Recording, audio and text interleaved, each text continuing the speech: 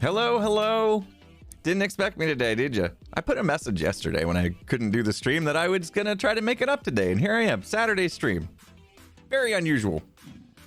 And I rebooted my computer and all my audio settings got changed once again.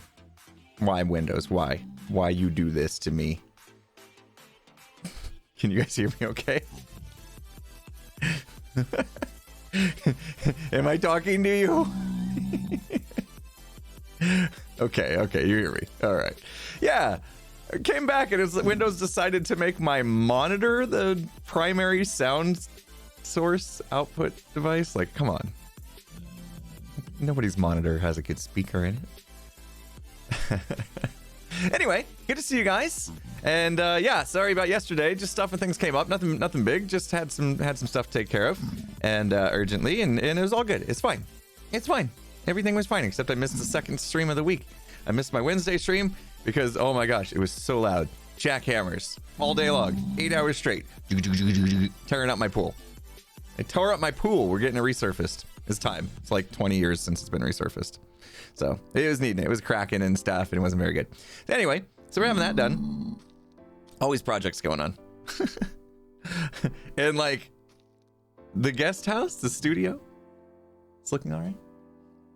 The studio's like pretty much done. They're gonna do like an inspection and do like a final sign off. So that's coming Tuesday, they said. So it's like, that's it. That's gonna be the end of it. Like we can be like, it's officially done. No more people coming in and working on stuff, ruining my streams.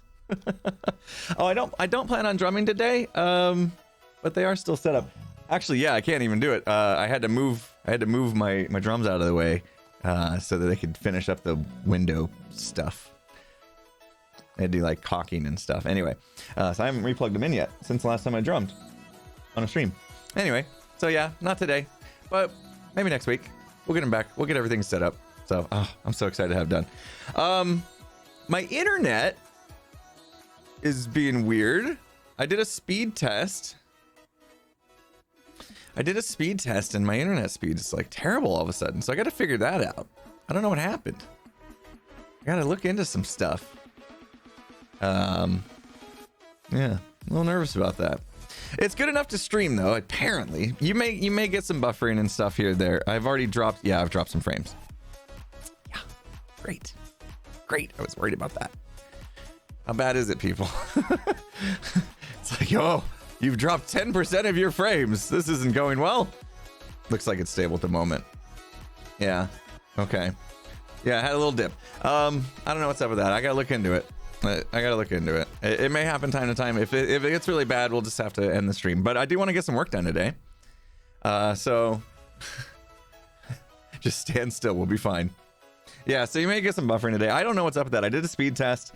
The download speed, which is typically like 700 or so megabits per second, was like 50.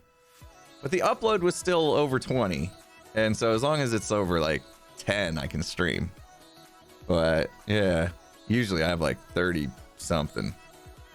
So it's not frames. It has nothing to do with my computer. It's internet. It's my internet. I think my network. I think what happened was the refrigerator got delivered last week, which is exciting because I've been waiting months for it. And I think maybe because the cable runs across the sidewalk when they ran over it, when they brought the refrigerator in, maybe it messed up the cable a little bit. Luckily, I do have a second cable. I need to just run it this weekend and see if that does the trick. Anyway, I'll look into it. Especially if it's going to affect the stream the way it's already dropping frames and stuff. What have we dropped? Yeah, we've dropped 1,958 frames. But it's stable right now. Anyway, it happens. 50 is your usual speed. Yeah, I mean, 50 will get the job done. You know, I can play and stuff. It's fine, but... You know, I pay for gigabit internet, you know. All right, so check it out, guys. Your video hasn't moved for 5 minutes and still have audio. Well, I was standing still. Does that count? Yeah, just refresh. refresh. If you got buffered, refresh. I think I'm like way behind as well. And it's like, is your video buffering? Change the quality to less. Yeah, it's kind of all over the place. Anyway, we'll try it. Hopefully the refrigerator that ran over my network cable didn't cause me to not be able to stream today, but we're gonna try. We're gonna try. This is the first time I've streamed since Monday. No, Tuesday. We streamed Skyblock Evolution with Skiz. Anyway, we're gonna get some work done today. Today's gonna be one of those days where we're just gonna kind of put our heads down and work, and you guys are gonna be here to hang out. Why isn't my cable buried? Because they have to do landscaping still in my backyard, and that's when I'm gonna have it buried. I have two cables. One that's gonna go across a trellis that connects my house to my guest's house / studio. I got a cable I'm running through that and into the attic, and then I'm gonna have another one buried, so I have like two cables, so I can, if one goes bad, I can switch to the other one. That's the plan. But I think the one that was supposed to be trenched got ran over and may be bad. I don't know. I'm gonna find out this weekend. How's the fam? Feeling better? Yeah, everyone's better. Everyone's better, and somehow I did not get COVID, which is crazy. So my wife and youngest got COVID last week. And you know, I did the distancing thing. I still, you know, helped him as much as I could, bringing food and all that bit, but I was safe about it, and somehow I didn't get it, which is crazy. So here I am. I'm good. I didn't miss any time other than contractor stuff making me miss time. But anyway, so check it out. Been working. I'm imp immune to COVID, maybe. What's my blood type? That's a good question. I should probably know that. I should probably know that. Sierra Knight in the house, 10 months strong. Thank you so much. Time for awesomeness to commence. Yeah, we're gonna be doing stuff. We're gonna be making progress. Brassy Chassis with 3 gifted sub bomb. Whoa, that didn't work. It did work, but I didn't hear it. That's sad. Hang on, do you guys hear this? Do it! Oh. Just do it! Okay. That time it worked. Cool haircut. Actually, I need a haircut. Look at how long it is. Look at it, it's all sticking out on the sides and stuff. It's a mess. I was hoping to get a haircut tomorrow, actually. My parents are coming over today, and my grandma. My parents and my grandma are coming over today. They want to see the studio now that it's finished. It's not long, I know, but I don't like it on the sides when it's sticking past my ears. If I have to start tucking my hair behind my ears, then it's time. It's time to, we shave the sides down, we blend it on the top. My wife does it. Hang on, let me try this again. Cause yeah, it's a real Mr. E. Gifted 10 sub bomb. No bomb sound. What's going on? What's going on? Stream Deck. I reboot my computer and this is how you treat me? Jeez. Well, we got the graphic, but no bomb. How old's my grandma? 92? I think. Like 92. She's still in pretty good shape for 92. She's getting around. She's gonna come over and see it. I hope she doesn't fall in my drained pool that they chipped out, and it's a disaster right now. I'm gonna have to help her get around it. We'll take the long way. Nowhere near that empty pool. That could be a disaster. Stardust, thanks for the 200 bits. Xanothis, thanks for the 10 months. It was your daughter's birthday on Thursday. Can we get a birthday yo? Yeah, if it works. Let's try it. Let's see. Birthday, yo. Why your birthday? There you go. Happy birthday to your daughter. Hope it was a good one. Sorry we missed you this week. Missed all those streams. And apparently problems have ensued since. Not only my computer, but my network. Anyway, we're going to give it a go. We'll try to hang in there. It's Saturday. We're chilling. 3-day weekend here in the United States. It's like, what, Labor Day weekend? So we can't work too hard. It's Labor Day weekend here. That means we're supposed to be relaxing and stuff. The Cater, thank you for the 100 biddies. Whole family loves your YouTube and Twitch. Thanks for the content. Thank you. Super kind of you to say. Thank you. You guys celebrate in Canada as well? Labor Day for real? I didn't know that. Learn something new every day. That's cool. Brassy Chassis, thanks for the 100 bits. Or are you saying it's just a 3-day weekend? You guys have a holiday? Not the same? Educate me, please. Please, Impy Grandma, don't fall into the pool. Thank you, Brassy, for the 100 bits. Arctic Viking in the house with 5 gifted sub bomb. Ah, it's so weird with no bomb sound. Hot. Everything is broken. Everything is broken. Nothing wants to work when we start the stream. Bork, thank you so much for the 1,000 bits. Appreciate you. Shall we get to work? Do you guys like it? Do you guys like what we got going on with the ceiling so far?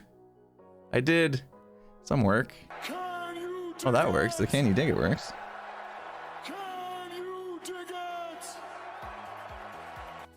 Yeah, that worked for you guys. Wow. It's real mystery. It's a real mystery. I got your name. Figured it out. Finally. Thank you so much for the Can You Dig It? $3.14. Have a very special birthday for you to play Happy Birthday Yu-Yo to. Yesterday morning, my second nephew was born into the world.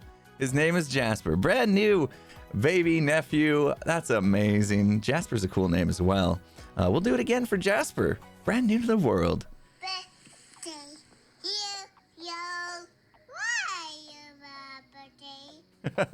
That's amazing. Congratulations. Enjoy that time. Spend that time with your nephew. And yeah, congratulations to either your brother or sister. Not sure who, but it's exciting times. Very cool. Ranimal, thanks for the 1,000 bits. All right. So here's what happened. Here's the backstory, everyone. You ready for the backstory? You're like, no, shut up. You've been talking too much already. Play with Minecraft. I was on the podcast, the Spawn Chunks podcast. Hopefully you guys caught that. It's a podcast by Pixel Riffs, aka Johnny, and Joel Duggan, and they talk all about Minecraft. They had me on as a guest, and Joel said, "Hey, can you send me like a screenshot of like your base or whatever, like something I can put for the thumbnail?" And so I did. I did this. I got into free cam and I said, "Okay, yeah, that's a good shot right there. That's the shot. That's the shot. Look at that beautiful shot." And then I looked at it. I'm like, I really need to do the ceiling. Look at all that dirt in the back and the stone, and there's ore and all mixed up, and it looks terrible. And so I said, yeah, I told him, I said, I need to do okay, it's a great shot, but I need to do the ceiling. So I decided I'm gonna do it. I couldn't really record that much this week because I had so many interruptions with all the noise outside and contractors coming and going to finish things up. So I got into creative and I designed the ceiling, and then I just jumped into this world and started just throwing it down. So that's what we're gonna do. We're gonna continue. The first part's just this tedious part of laying. I mean, this is kind of the boring piece of the ceiling where it's just these basalt. What is it? Smooth basalt, where it just kind of goes across. So we need to do all four sides of just that. And I decided I'm gonna kind of dig it out to do it because I don't like to scaffold up to it. I just think it's gonna be too tedious to scaffold. So we'll dig. It's probably not the right way to do it. Is it, I'm thinking about it. I was like, no, it's totally the wrong way to do it, but it'll work. It'll get the job done. So that's not what I wanted. We'll take a bunch of these and let's just get going and hang out and chat and get the roof done. Yeah. Okay, got enough rockets for this. These corners do have detail, by the way, before you're like, whoa, this is boring. No design. Oh, I missed it. Come on. Professional. Nazascon in the house. How you doing? Yeah, don't usually do Saturday streams, but I missed so many streams this week. I'm like, I really need to make this up. I need to make this up to you guys. I feel bad. I was missing all these streams. I missed you. All right. So I think what we're going to do is just kind of, as long as we have haste, I'm good. But I think at some point I lose the haste effect. But these just go across. Nothing fancy. So we'll just do the easy stuff today. Aren't you just gonna hit time skip? Yeah. There we go. That was a good point. You remind me. I should probably make a time lapse out of this. My last clip, I'm like, so I've been working on the ceiling, didn't really feel like time lapsing it. And then I'm gonna come back and be like, on second thought, here's your time lapse. And go get it. Get that time lapse. Because time lapses are fun. Oh, yeah. Shovels are needed, of course. We'll see how much of this roof we can get done today. You missed me more than I missed you? No way. No way. There's no way. Oh, I felt terrible. What's the podcast again? You couldn't find it. Just search for Imp and Skiz.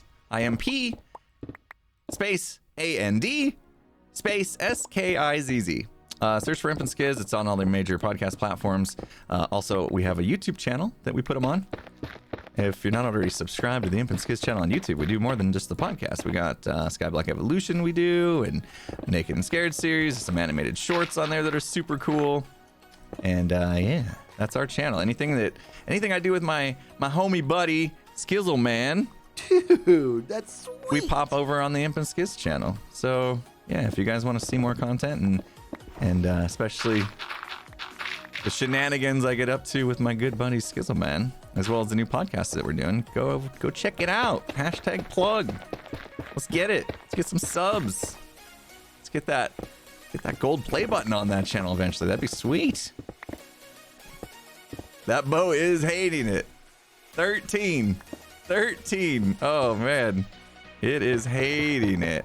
We do need to keep in mind the light level. I'm gonna do this. I'm open if anybody wants to stop by, but I am streaming, and I don't think anyone's gonna stop by at the moment. What was the light level? HL, right? Yeah, okay. We'll keep that on, because look, it's already hitting 1 over there. I don't want any mobby dobbies up in here. Skizzle Man for season 10. That'd be great. I mean, of course, I would love to have my buddy on Hermitcraft, but that's a definitely an entire group decision to be made. I can tell you what, though, he's done a lot of stuff with a lot of hermits, and I think most of them really do think he's a cool guy.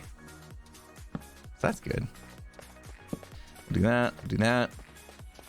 I feel like it's better to do this, like, carve out the inside. I might be wrong here, like I could be totally off, but it feels like it's just easier for me to place these blocks by giving myself the 2-block space instead of scaffolding on the outside, because we'd have to change it so much. Kind of like the idea of having a little maintenance area too. Not that anything here needs maintenance, but I can sneak stuff back here.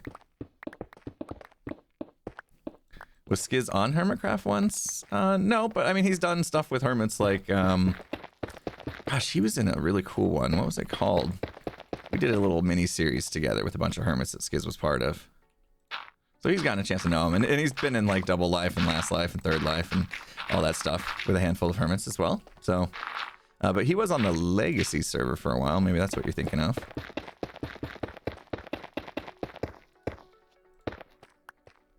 Hermit Quest, that was it. Yeah, that was the name of it. Man, that was forever ago.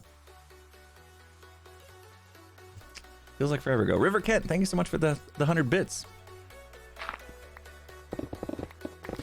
Skiz is in New York right now, and he sent me his Wordle at a very disturbing time. Let me tell you. Okay, so he went to New York. He's helping his daughter get moved back in to her college. I don't know if she's in a dorm. I think she's in a dorm again, but he's helping her get moved back in. The first night he was there, he sent me his Wordle, because we always send each other our Wordle results, you know, like a little bit of sometimes bragging or whatever. We just like to see how each other did. And the first night he was there, he sent it at 10 p.m. my time, which would have been like 1 a.m. his time. So I'm kind of like, what are you doing up at 1 a.m., man? But then today he sent it at like, let me look. I have to look. Remember what time it was. My time. I was sleeping, I'll tell you that. He sent it super early. 2:51 a.m. my time, which would have been 5:51 his time. So how you gonna send a Wordle one night when it's 1 a.m. Oops. And then another night when it's 5 a.m. Like, where do you sleep? Like, what's your block of sleep? Something not right, you know? I gotta ask him about that. I gotta get on his case. Oh, we're close to exposing the outside here. Ooh. I told you. We'll cover it back up. We'll go back up. Still don't play Wordle? It's fun. I got a twofer. Yesterday. I was happy.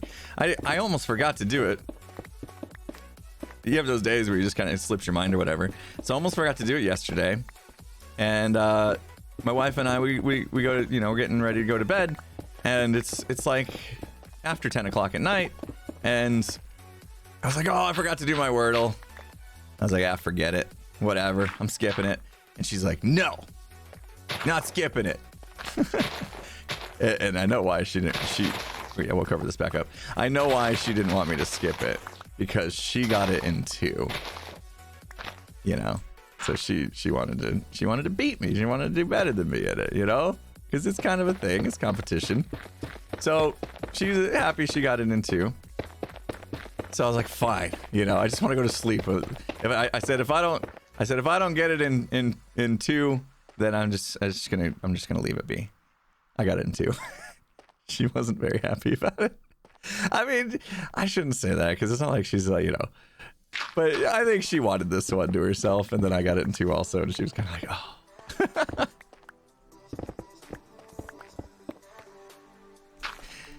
And then she wonders if, like, because we all send our results, is there some way that I'm like analyzing and like I know, you know, oh, I know her starter word. Actually, I don't know her starter word. That's a lie. But you know, if you know somebody's starter word and they send you their results, like you get information. I don't look at that stuff. I'm not that kind of person. I don't cheat at games. I don't play games to cheat. All right, we cover this back up. All right, sorry, Gem. I know it's very. Was that? Did I see our cat?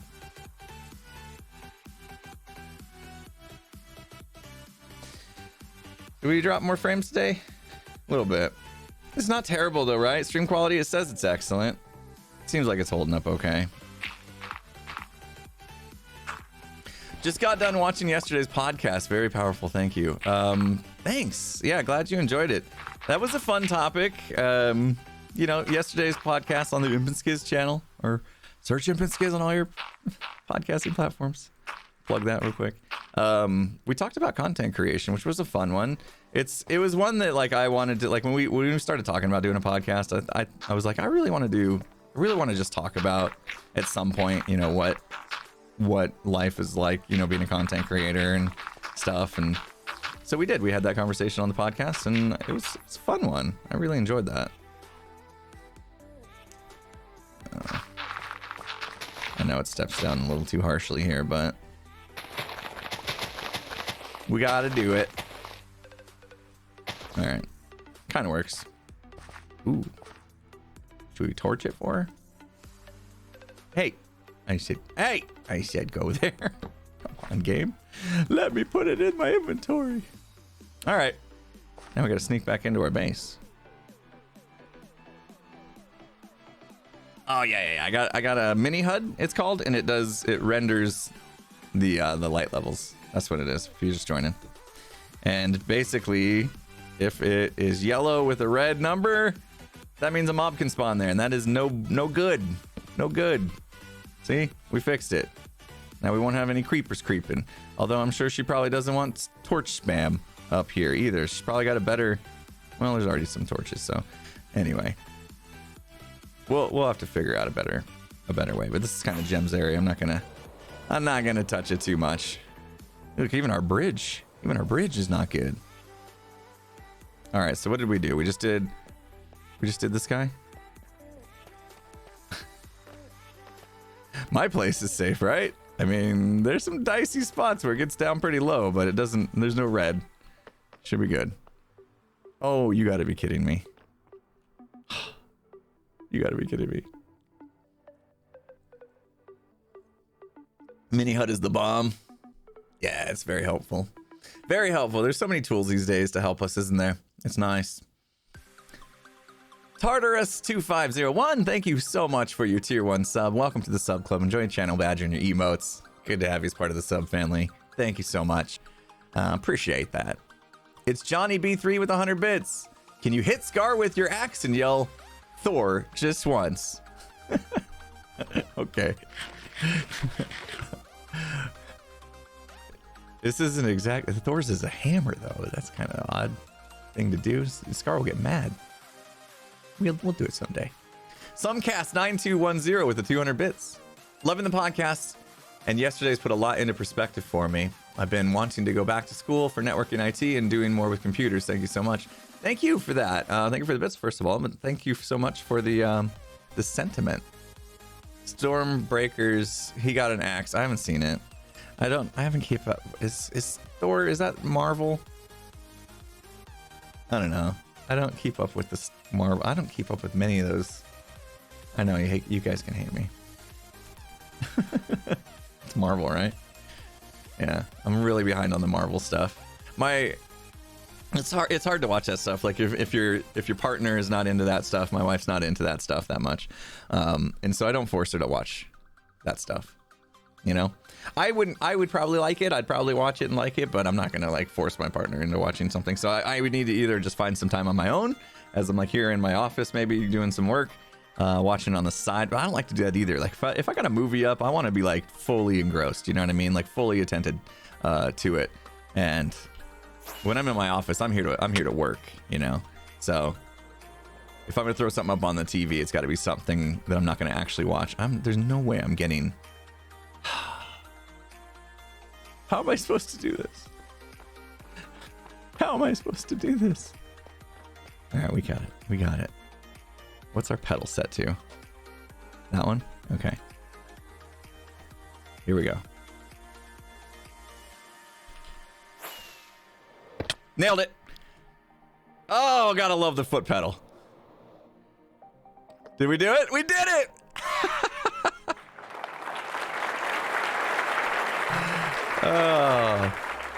Oh, scaffolding. Yeah, scaffolding wasn't gonna work. Well, I mean, maybe. If we scaffold from there, I guess we could have gone up. That was gonna be a lot of scaffolding, though. Foot pedal for the win. Oh, you guys are changing my lights. Are the lights on camera at all? Yeah, they are. Okay, barely. Jeez.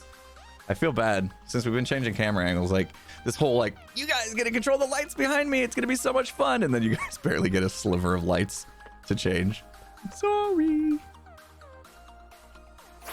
It's funny how many things like you have in your head, you know, that like, oh, the design of this room, it was supposed to work out a specific way, and I had it in my head, you know, how things are gonna look, and then I actually get in here and you learn that like, oh, no, that's actually not gonna work. Camera angle in order to get the shelves behind you means that the camera basically has to be at the same spot your monitor's at, and the monitor's in the way, so you can't put the camera at the right angle. And yeah, that whole idea about having the shelves behind me with the lighting that, you know, you guys can see fully was out the window. And I was like, dang it. Because in my head, that was really, really cool. Yeah, expectation versus reality. That's typical. We lost our haste over here, which stinks. Oh, here it is. Picked it back up right there. Ooh. Thanking somebody for a gift sub. That is awesome of you to do. And if you're giving gift subs, you're amazing. Put a virtual background. Yeah, I don't really want to do that. I don't want to go back to green screen type situations. I don't like, it's never perfect, you know? And then it was like, I couldn't wear this shirt because it had like, this was green enough for this shirt to be see-through. Not that it's on camera right now, but yeah, there was like, I had to avoid certain shirts and stuff. Anyway, I like the idea that I don't have to worry about green screen anymore. This wall's much nicer than a green screen to look at just when I'm not streaming.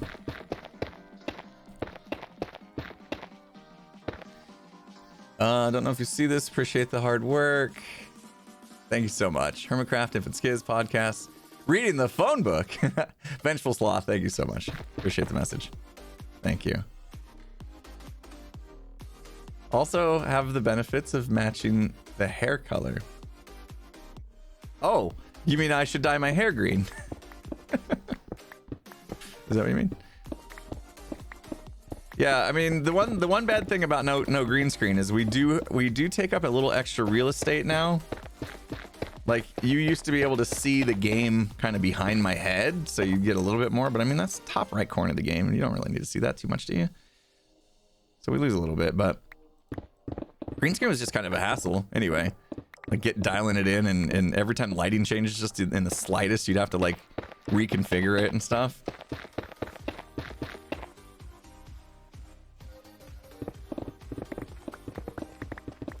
But yeah, that was the other thought I had, was like I could take a picture of the back wall and then like superimpose it. Like I could actually be in a green screen, but then superimpose the back wall in the angle I wanted it in behind me. And that would totally work, but I mean, that felt like a hack and not really worth it. And then I'm back to green screens, which is something I wanted to avoid.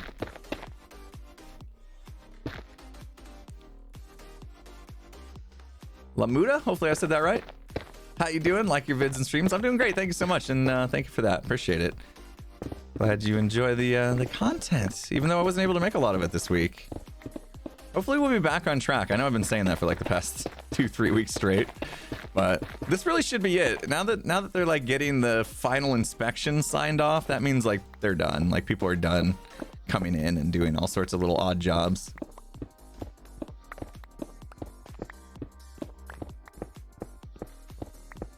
Like yesterday, they just came in and they did like touch-up paint and stuff like that, like little stuff. It's just like so many tiny little things that adds up to like all of a sudden they're here all day doing weird stuff, like caulking around the windows and touch-up paint and stuff like that. And it's like, oh, guys, hurry up! I got work to do. Hi, Impulse. I'm an older streamer. How do you get over the imposter syndrome? It's a tough one. I'd say I'm not over it.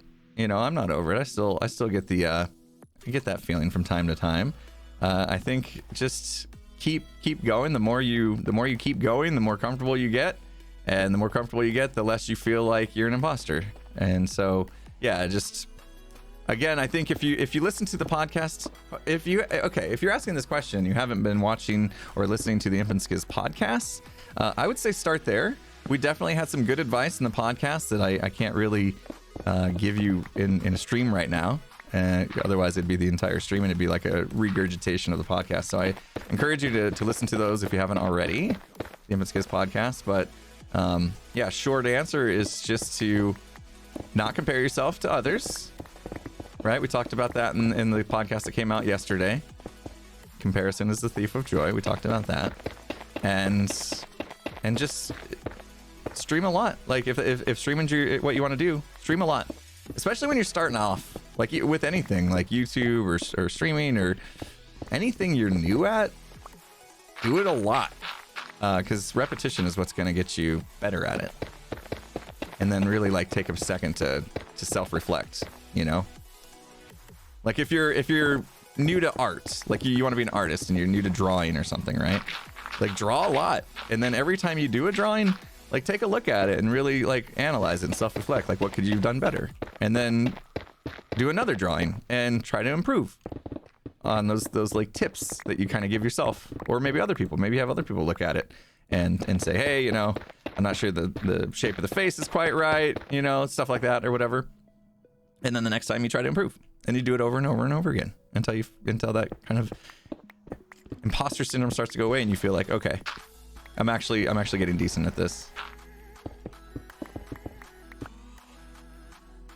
I never really feel like I become the master of anything. That's kind of my biggest thing, is like I'll never feel like I've mastered redstone or mastered the art of building in Minecraft. I kind of consider myself like good but not great at most things I do, kind of the jack of all trades. I don't really like that saying though, jack of all trades, because the other part of it is master of nothing. And yeah, that's true. I just said I'm never gonna feel like I'm the master of anything, but like when you say it that way, it sounds negative. Master of nothing, like that turns like what could be a decent phrase into a negative vibe to me, which I don't love. Oh, let's do both at the same time. Makes sense. But yeah, I mean, I'd much rather be proficient or decent or good or however you want to say it at like a lot of things than just like be really, really stellar at one thing, you know. For me, that's just a preference thing. I do envy those that can actually master stuff though. It's just not a skill I have. I don't have it in me to give that last 10%, you know, that it takes to really master something. Although the rhyme goes, impulse is never lazy, so it's contradicting. There we go. I'm lost. Where are we? If you play D&D, play a bard. That's right up your alley. A bard, okay. I have no clue how D&D works. No clue. That was quick. We did that and that already. Ooh, we might be on track to finish the ceiling today. Oh, that would be excellent. If we get past this easy part, I'm going to have to bring up the Lightmatica to remember how I did the corners. So, you know, get ready to have this going. Cheating? You cheater! Lame. Never do light. Oh, that's what I could do. I could do this when I turn on Lightmatica. What? I didn't turn on Lightmatica. Okay, got it. Figured it out. Thank you. Nah, you guys know me. I like being real with you. I like being real with you guys. Hermit Gang references already, yeah. Foreshadowing our first break. I could do 2 at once. That would be faster, wouldn't it? See? We're already getting better at Minecraft today. It's Saturday. I'm still drinking my coffee. Brain's not going 100 miles an hour yet. Chilling. It's Labor Day weekend, right? Did I adjust my camera? I got a new camera. What looks different? Tell me about it. What do you think looks different? Other than the fact that I have a shiny forehead. I didn't put on any makeup today.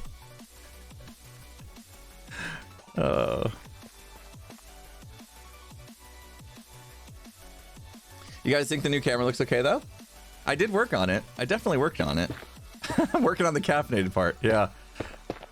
Caffeinated, animated, redstone innovator. My behavior's crazy, can't face me. Impulse never lazy. Tango, why would you betray me? Now my scope is even better. Run for cover from all the gospels that I be taming. Without a sound, without no hesitation, my creations are amazing. Better watch your step or the G team will end up blazing. Who's the better team? There is no controversy, but before it's said and done, y'all be begging us for mercy. I love how my voice gets the that little growl in the begging us. Y'all be begging us for mercy. I love it. Oh, that was so much fun making that. That was so much fun making that. I really hope we find reason to do another one like that in the future. Did I hit the lyrics? I think I got them.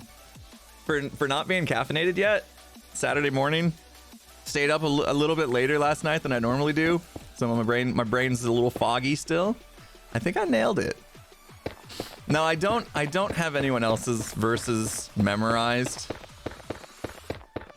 I wish I did, because yeah, Ren's verse is absolute fire. Absolute fire. No, I didn't get a haircut, but I did style it a little bit differently. I was thinking I just wanted to go straight back with the hair, and then I realized now I kind of need to give it a direction. So I kind of started pushing it off to the side a little bit. It's getting long though. I'm trying to figure it out. It's in the in-between stage. Last time it was long, I was like, you know, it was like 110 degrees Fahrenheit out, and my hair was long, and I was just tired of it. And I was like, just cut it short again. Told my wife to cut it short, and then I was like, I'll grow it back out, you know, afterwards. Yeah, that was a mistake. That was a mistake. My hair is like so confused. I don't know what to do. So, kind of in that phase of like taming it, I guess. Retaming it. I don't know how we always end up talking about my hair. I mean, it's not a subject we ever used to talk about when I used to just shave it. Like pretty much bald. Everyone would call me bald though. Like, you're bald. I'm like, well, I'm bald by choice. I could shave my hair off.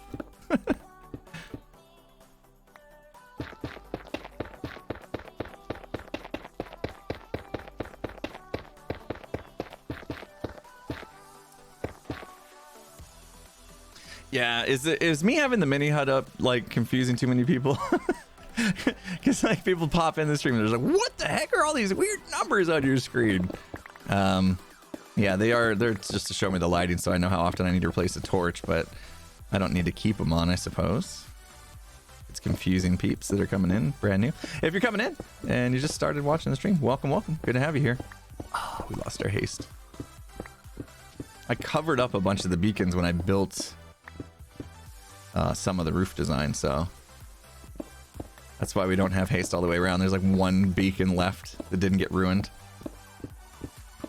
Am I recording this? Yeah, for a time lapse. I'm not recording like a regular YouTube. You know what I mean? I'm recording like the replay mod so I can time lapse it, but I'm not recording first person. Oh, we're out. We are out. And more would be right under us. Sweet. Whoop. We may run out of this actually, now that I think about it. Yeah, we don't have a lot. Oh, that could be fun. AFK stream. No, I mean, I'll stay here, but like I need to gather those blocks, and that's not something I need to actively do. I can just talk to chat while my guy's harvesting these assault blocks if we need to. Yes, I'm putting them away manually because I still haven't fixed this thing. I broke it. I broke it. Feels bad. That's really what I should have done last week, I realized. Instead of spending all my time in creative designing the ceiling, I should have actually came in here and fixed my system. The redstone something got clogged up, and Casildas, my buddy who designed the whole thing, he had warned me. He had warned me. Hey, I noticed you built this version of my design. By the way, I found a flaw in that, and you might want to upgrade it to this version. And I was like, yeah, it's fine. If it breaks, I'll deal with it when it breaks. It broke, and I didn't deal with it. Impulse is never lazy. Tango, why would you betray me? There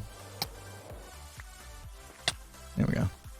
Tango felt so bad that season about betraying me that he quit Hermitcraft for the rest of the season. Went and made the villager mod. You guys remember the Civil War is about the time Tango like left the season to go make the villager mod. Remember? For season 6?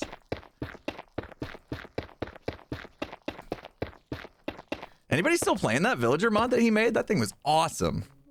Gosh, I wish they would do some of the stuff he did in the actual vanilla game. It'd be so much fun. They did, I mean, they said a while back they were gonna like give villagers more to do, you know, and they kind of did, like, oh, you can use a compost, they can go to the composter now and stuff, but like all of them, I wanted all of them to get like real jobs and stuff. Just so I could play the offspring song. Nah, why don't you get a job? You played it a lot?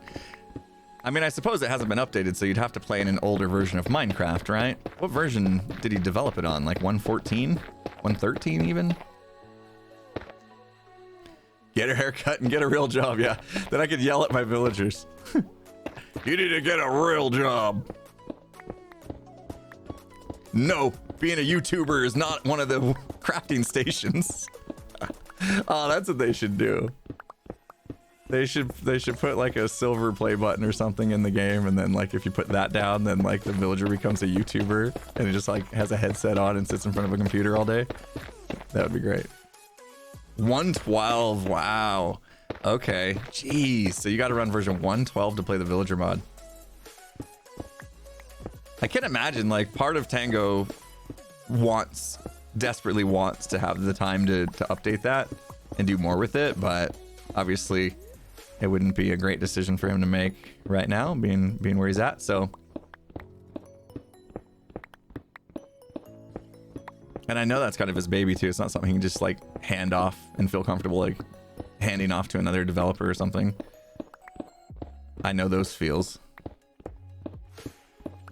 It was cool stuff though. Like really, Mojang should have taken a look at that and been like inspired to do something more. Tango's a little busy all the time. Yes, exactly. Yeah, Decked Out might be taking just a smidge of his time, you know, just a smidge. Man, I couldn't believe every time I tune into one of his live streams, I'm like, when did you make that progress?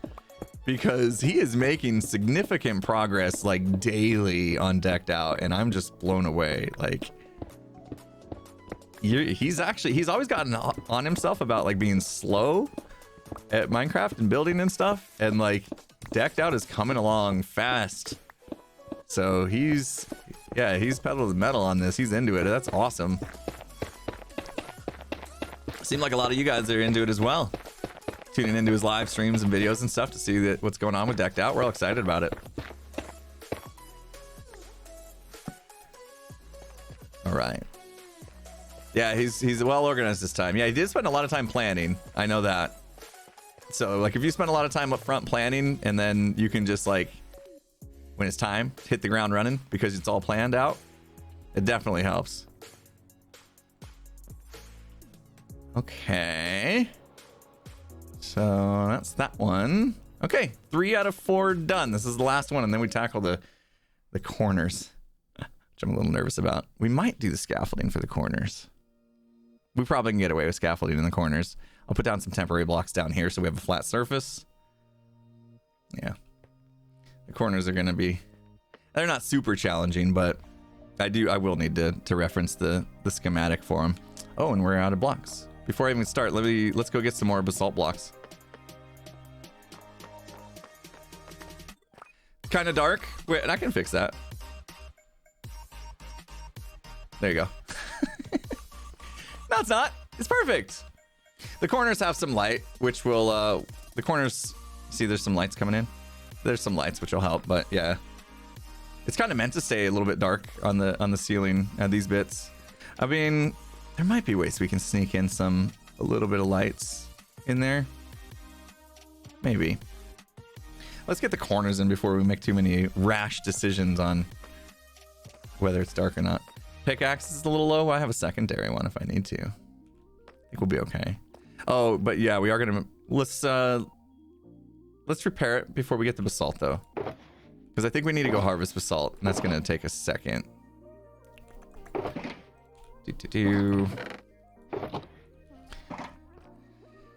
Patterns in the roof to spice it up. Yeah, I mean those sections I wanted to keep them a little bit boring. Like you can't just have like stuff everywhere to look at, you know, you'll throw up. It's like it's too much on the eyes.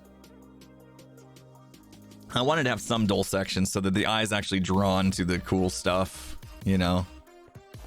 I didn't want like super design on 100% of this place. I think it can definitely be overdone, you know. Let me just make sure. Let me take this box actually, because we're gonna need some storage. That one. Could actually like put stuff away for once. That'd be cool. That box is kind of a hodgepodge right now. Good reason to leave it out, but I'm not gonna.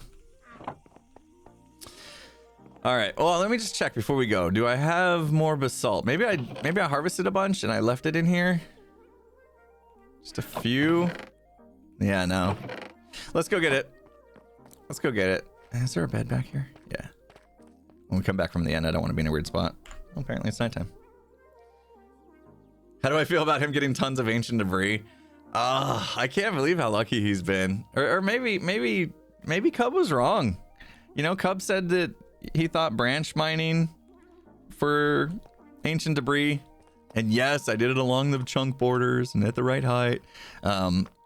He said that, you know, that was going to be faster in his tests than doing the TNT thing that Tango was doing. And just from watching Tango stream and him gathering ancient debris, I think the TNT thing was faster. Although I also think he was using... Oh, yeah, jeez. That's sad. I went through another dimension without pausing the time lapse. That's gonna make things difficult. I might just kill that one then. It balances your camera around when you change dimensions with it recording. Okay, just remind me when I get back to start it up again. Did you know that totems have wings? Yeah, these little wings, right? You hate that? Okay, so yeah, you've used the replay mod and it does it for you too. Yeah. If you pause it before you go through the dimensions, I think it doesn't do it. But otherwise it'll bounce your camera around when you're in the middle of the time lapse, and it gets hard to make time left smooth after that. Thought that it was T-posing. Well, that was weird. That was so weird. Jim Beasy in the house, 30 months strong. Thank you so much, Jim. Woo, that was smooth. Oh gosh, ouch. Okay. Seriously. What? Oh, you thought those were arms. I assumed they were wings.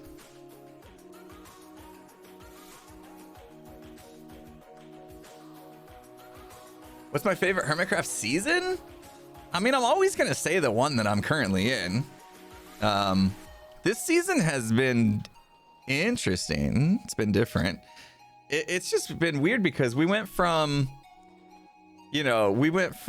season 6 vibe was like Green was new, brought in this like new kind of energy and developed some like storyline type stuff with the Civil War, and like things happened pretty organically and stuff. And then that was a lot of fun. Definitely really enjoyed season 6. I feel like it was great. And then season 7, the pandemic hit, and like we did nothing but play Hermitcraft. Like almost every hermit was on like every day, all day. And we were all making content, and it was awesome. Like the vibe of just everybody being on all the time and us being able to just get together and goof was really cool. And the fact that season was kind of long and we did so many things with it, that one's always gonna hold a special place in my heart. Season 8, interesting season. I'm not gonna say I don't like it. I think it was really great for us to try some new things and learn from, but I bit off more than I could chew. That's my fault. I wish I'd had a chance to finish the factory. But I'm still really proud with what was done, and Bodum was so much fun. You know, we had our nope. Yeah, that. Remember? We had that going. That was fun. But yeah, it did feel a little bit rushed and like it ended earlier than it should have and stuff like that. But it was a lot of fun. We had a lot of fun. I think Bodum was definitely my favorite like group to this point. The Soup Trio, I think you're gonna see more from this season. Like we're really we have plans and stuff to do more, but it's not there yet. You know, it's not to the Bodum shenanigan level just yet. But I think we will ramp it up here in the future. So, oh yeah, I couldn't do my bow if you're wondering, because I do infinity. I don't like having to carry. I worry about arrows. Not ready to start recording again though, just yet. Who Body, thank you so much though for the reminder. You're gonna have to remind me again in a few minutes. We have to go harvest some basalt. So I came back here just to go away. So yeah, this season I would say season 9. I would say we all are kind of like really trying to just enjoy it without the pressure of going ultra crazy with it, you know what I mean? Like we want to just like really be in the moments and enjoy them and not feel pressure to go hard and fast like we did season 8, because that was a vibe I think that stressed a lot of us out. So season 8 I did hit the 1 million subscriber mark, which was amazing. That was a on stream, and that was this moment I'll never forget. That was cool. But yeah, this season we've kind of taken it a little bit slower and chilled things out. And maybe too much so, you know, I'll give you that. Maybe too much so. Maybe we slowed it down a little bit too much, you know, the fact that I'm the only one on the server and stuff. So we've been talking about that, and we're going to hopefully find some kind of middle ground. Ooh. I was like, why is this so slow? Turn down the volume. I don't want you guys to... Jeez. I wasn't dropping frames because of that, was I? No. There we go. Hurry up, haste. There we go. Turn that off. And now I can do this. Doc didn't get the memo about not going ultra crazy. I mean, yeah, Doc had a plan. He's gonna do what he does, you know. And that's the thing, is like we don't like, when we talk about these things, we don't dictate each other's content. You know, if you wanna go big and fast and whatever, like go for it, you know.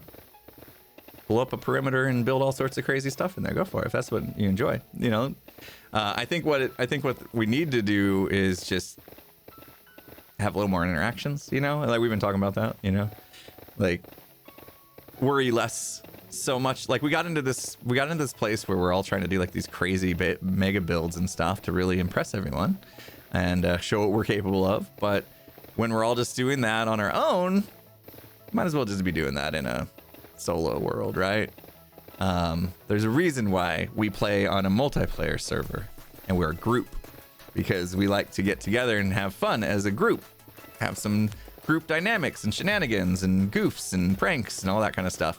And I think we fell into this pit of, and I'm public enemy number one, mega builds. You know, I got my dwarven keep, I've got my new mega shop. But those kind of projects keep us from interacting with each other because we're just in our own little world trying to make these big builds happen.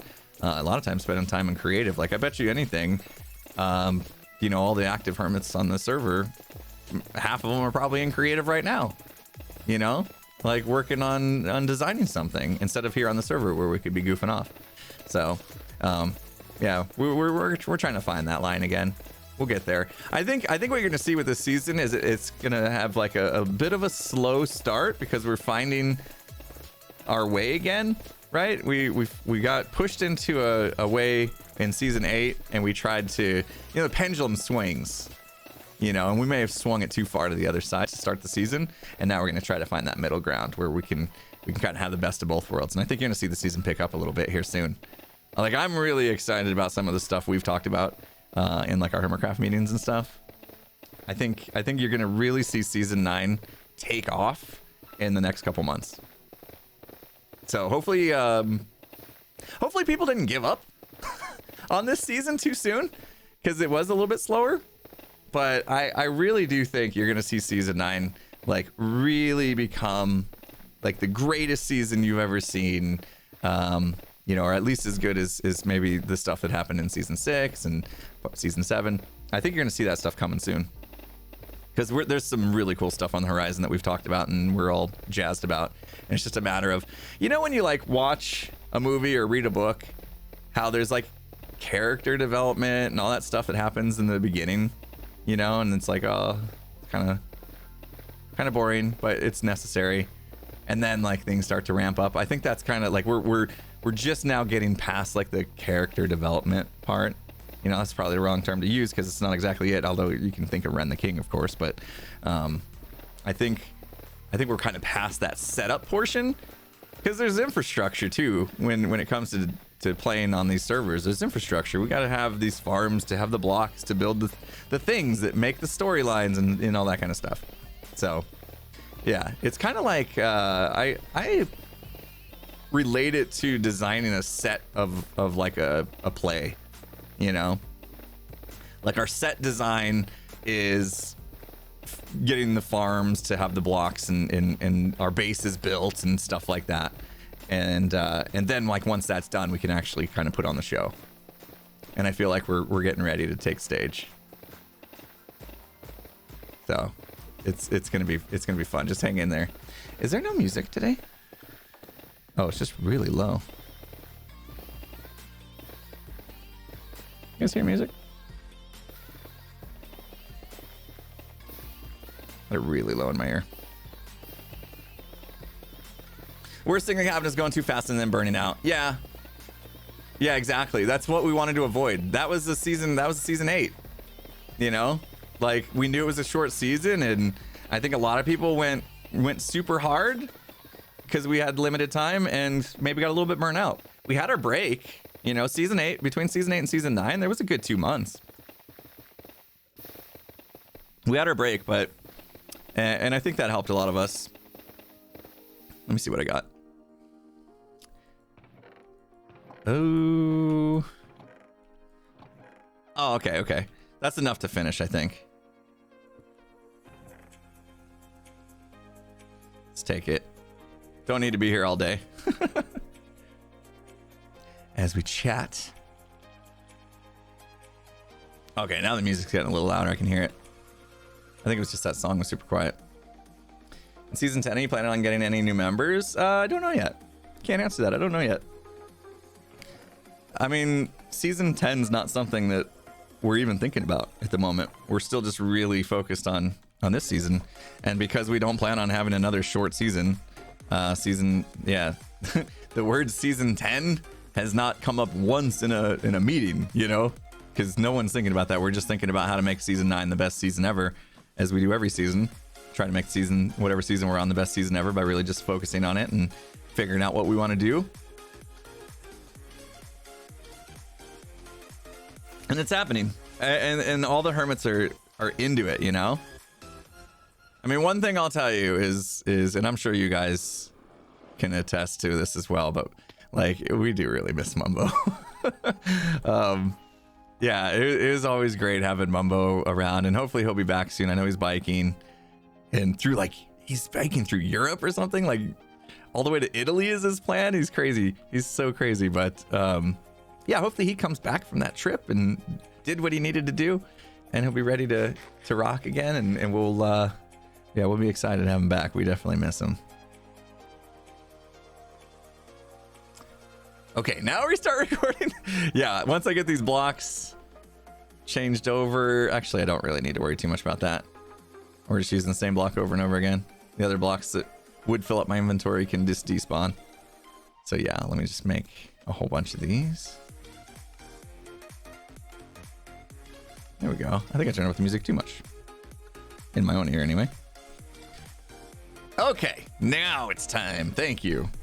Start recording, because we cut the other one. Which means a new like time-lapse camera, and that transition might not be smooth. Not as smooth as that landing. Nailed it.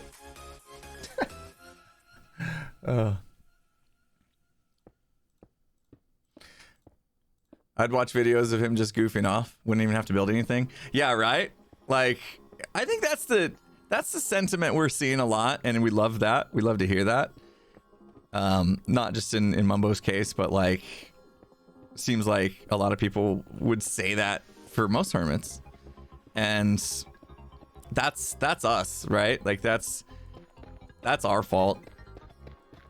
Thinking that every season we have to build bigger, better, stronger stuff to keep everybody impressed with our professional Minecraft play.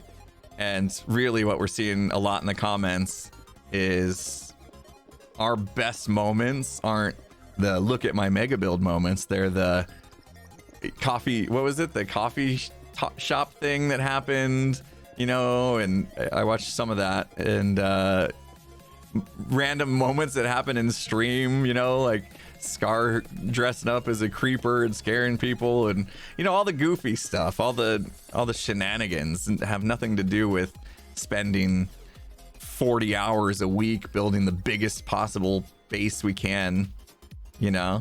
And so we're seeing a lot of that, and we really need to take that to heart, you know. Like, if that's what's resonating with you guys the most, why are we spending so much time building mega bases? Here I am. What is it? Pot calling the kettle black, or whatever the saying is. Yeah. So I've been trying to just chip away. I know it feels bad when projects take forever, but I've been trying to chip away so that I'm still getting these things done, but it's kind of on my own pace. It's kind of what I'm taking out of this whole thing. Why am I building the mega shop? What's the reason behind it?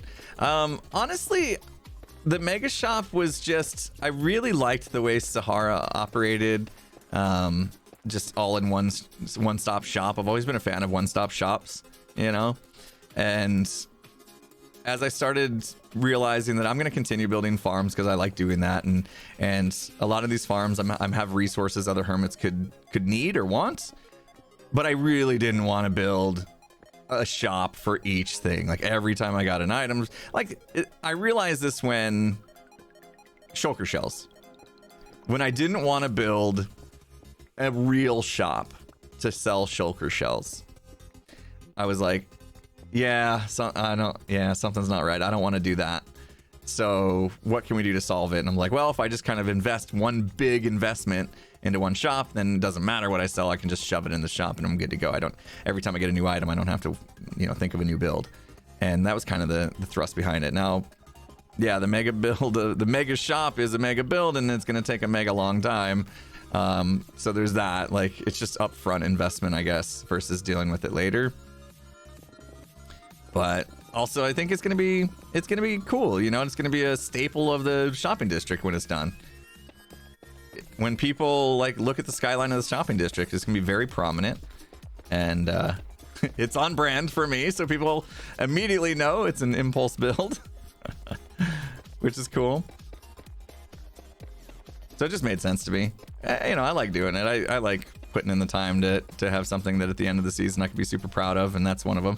Same thing with the factory last season. That was a lot of work, but at the end of the day, I'm really proud that put that much time into such a big build that people will remember, myself included.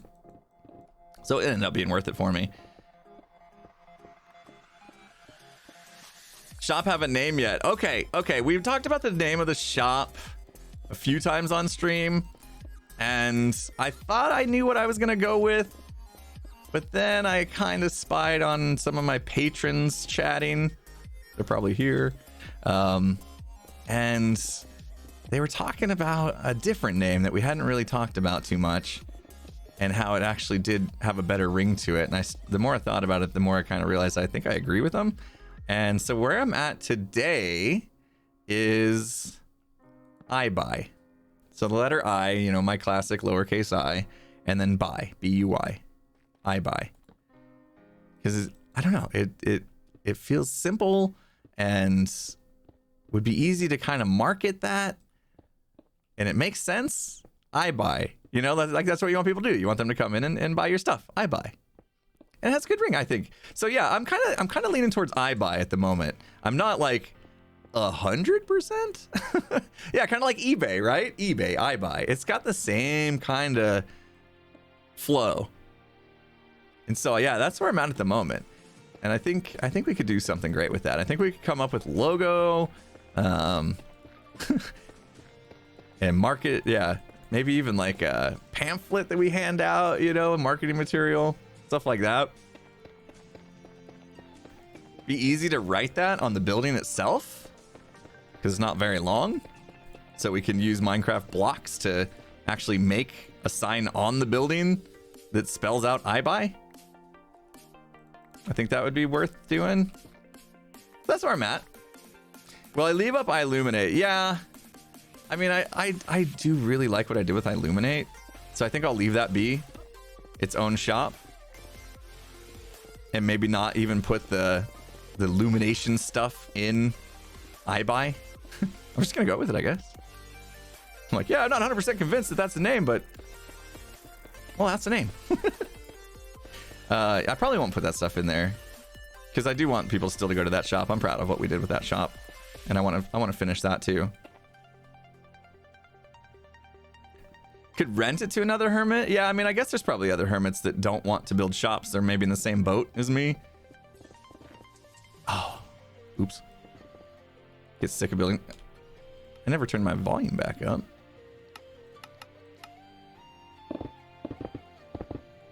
I broke a block. Yeah, I got it. Thank you.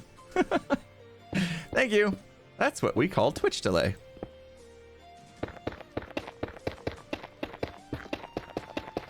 Let me light this up for its problem. Take these out just to kind of let the light shine through. Let the light shine through. And done. All right. Tedious, but it's done. That's good. That's good. It is dark. Maybe I should try to find a way to work some lighting into it. Oh, no. Can we do it again? Can we do it again? Foot's on the pedal. Here we go. Oh, it didn't take. The pedal didn't take. I didn't step on it hard enough. Oh, that's not my fault. Mechanical failure. That's not streamer fail. That's mechanical fail. Ready? Here we go. Got it. Yes.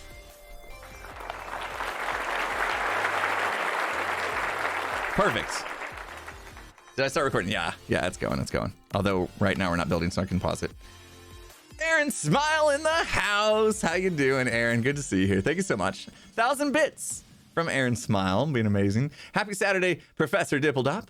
Lovely to see you on the weekend. Thank you so much. Yeah, it's a rare random Saturday stream. It's not that random. Oh, stop it, OBS. Telling me I'm dropping frames.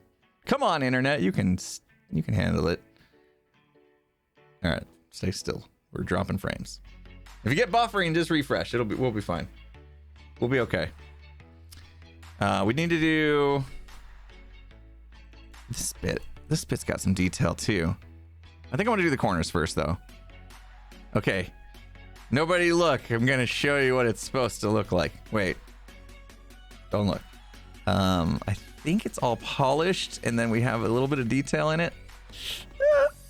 Oh yeah, there are some lights. Okay. All right.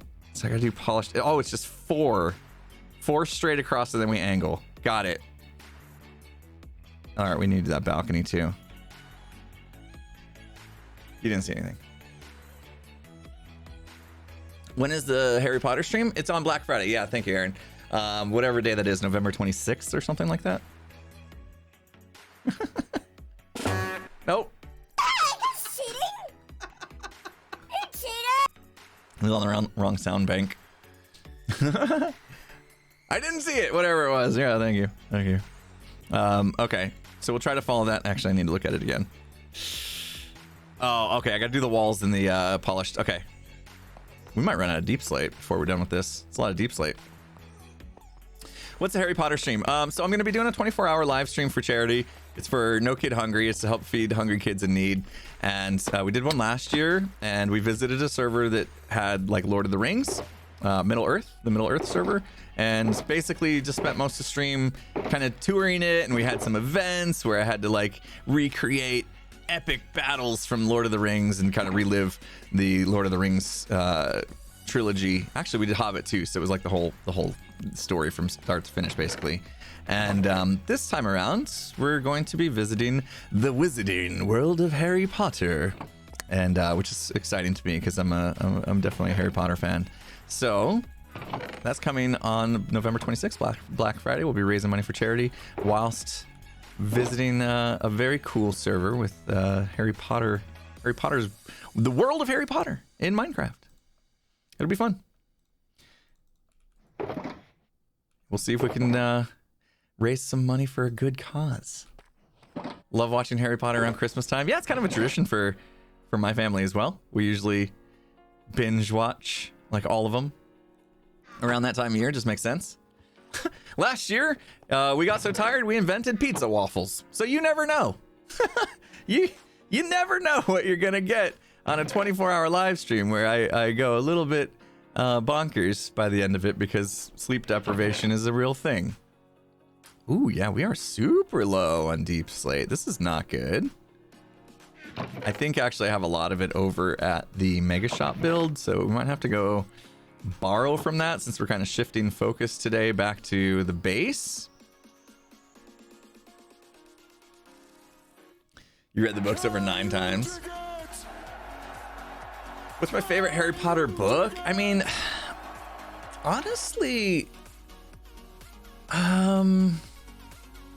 that's a tough one. I did actually like when it started to get a little bit darker, you know, towards the end, the Deathly Hallows. And just the story behind the Horcruxes and things like that was really, really cool.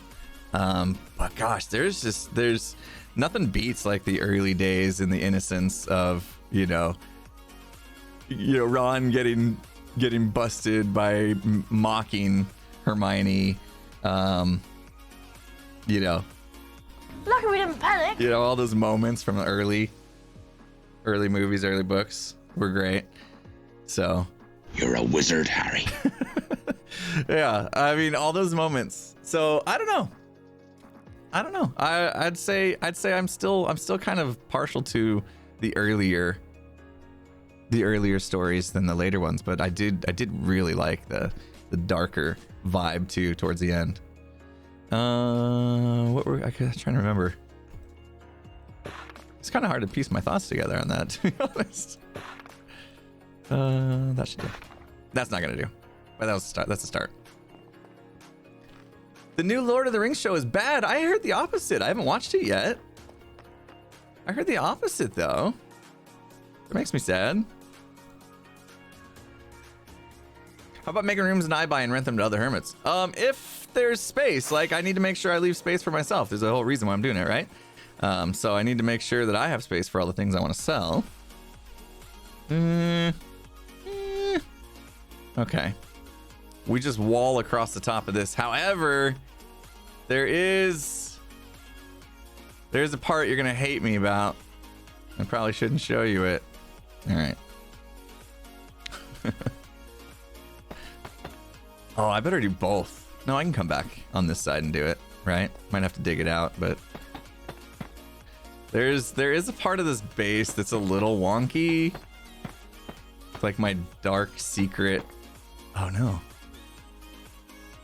Oh no, I'm on the wrong side. One side of this base is one block off. Shh. Shh. Don't tell anyone. Don't tell anyone.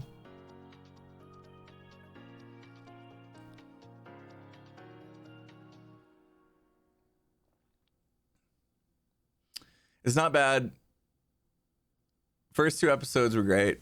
Very optimistic now. Okay, yeah, good. The gosh, what is the name of it? What's the name of the new Lord of the Rings? I can never remember the name of the new Lord of the Rings show. It just came out like yesterday, right? So no spoilers, of course. Uh-oh. Yeah, here it is. I need to think about this a little bit. Hang on. So, because it's one block off, in order for the center to stay aligned, that meant this part actually overhangs right here. Which feels wrong.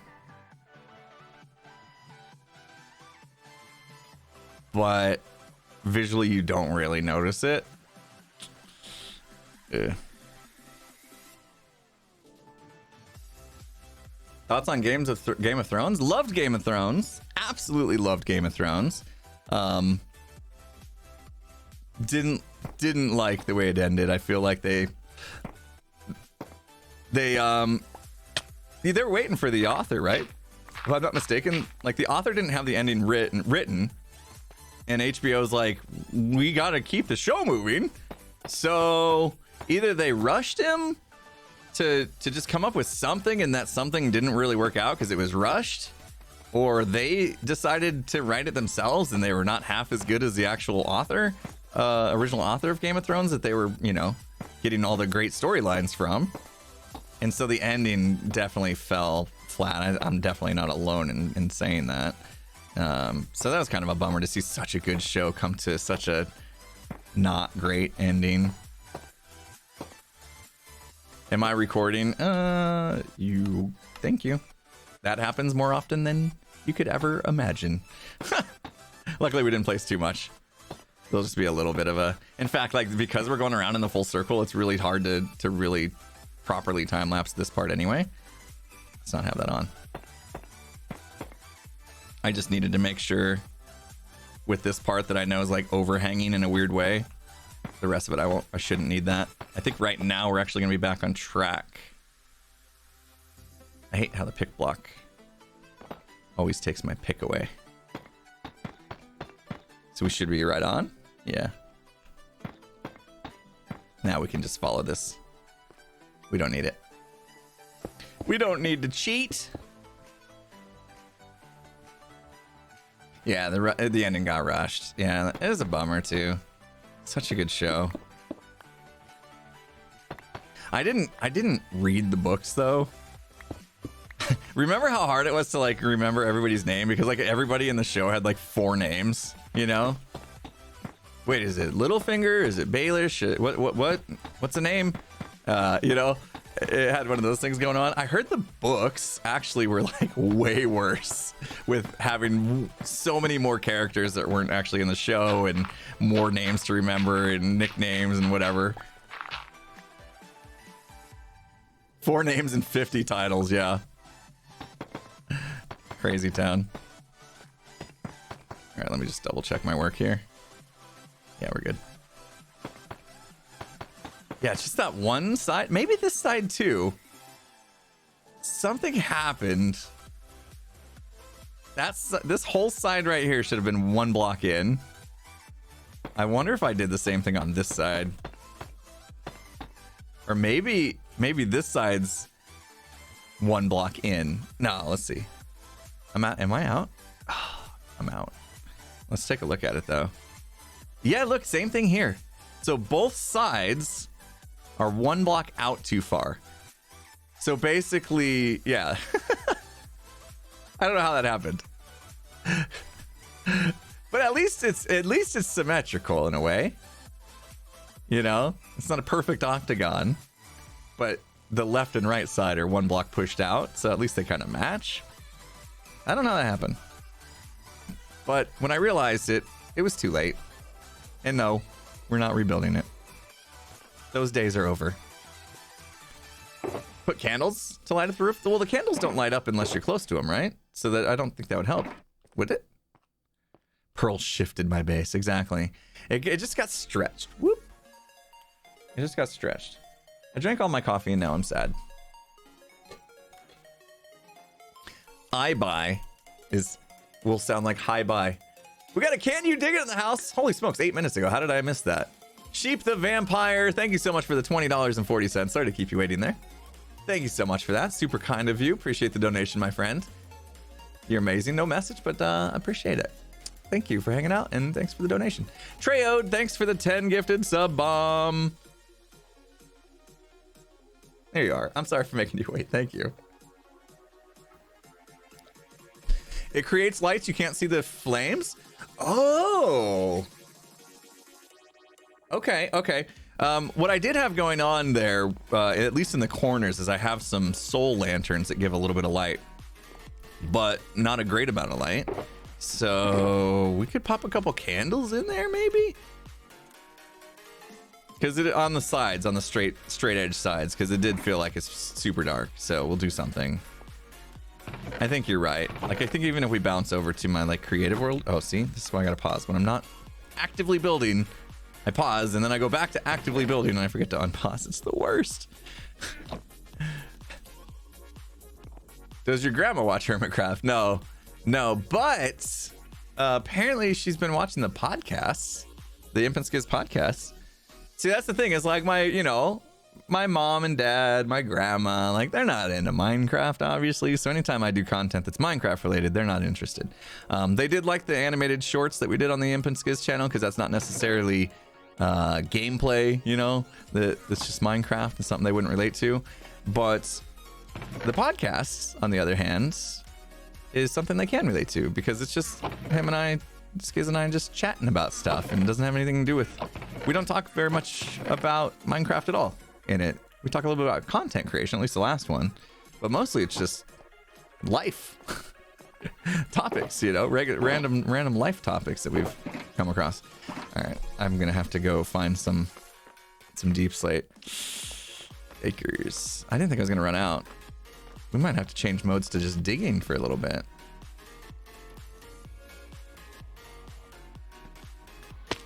Can you only change lights to purple? No, there's a few different colors. Dropped a few more frames just now. Weird. Yeah, there's a few colors. I can't remember which ones I did. Purple, yellow, blue, red, maybe? I do need to add some more colors to it. It's kind of a tedious thing to set up.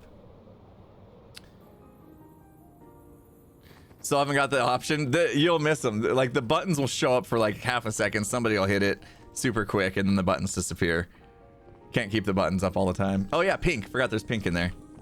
Yeah. Whoop.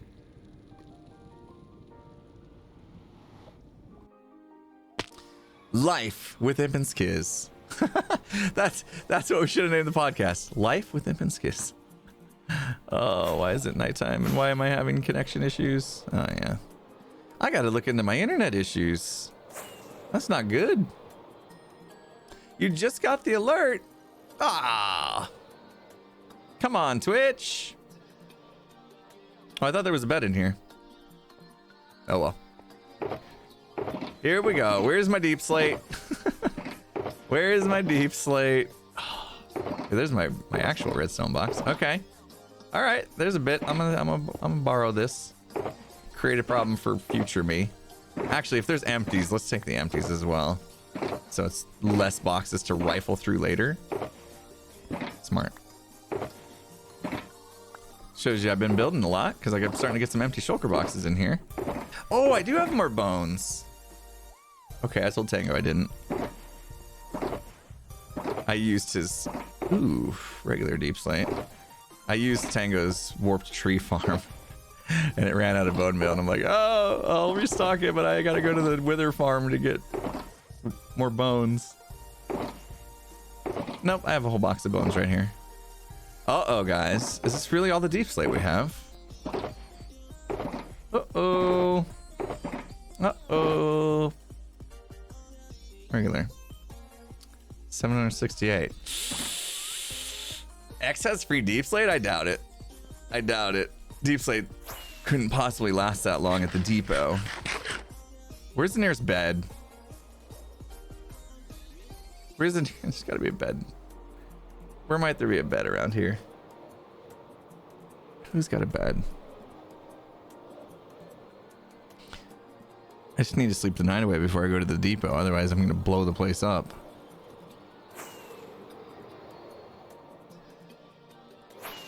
In B-dubs we trust. Gotta be a bed, right? Like, where's this actual bedroom? Never really. Hey! That's a good guess. The mattress store would have been good. Yeah, you're right. That would have worked out. Diamond ore in the ground. B-dubs. Quit flaunting, man. Quit flaunting. I like how he's got a little escape pad there. That is neat. That is neat. All right. Let's check the depot like you guys said. I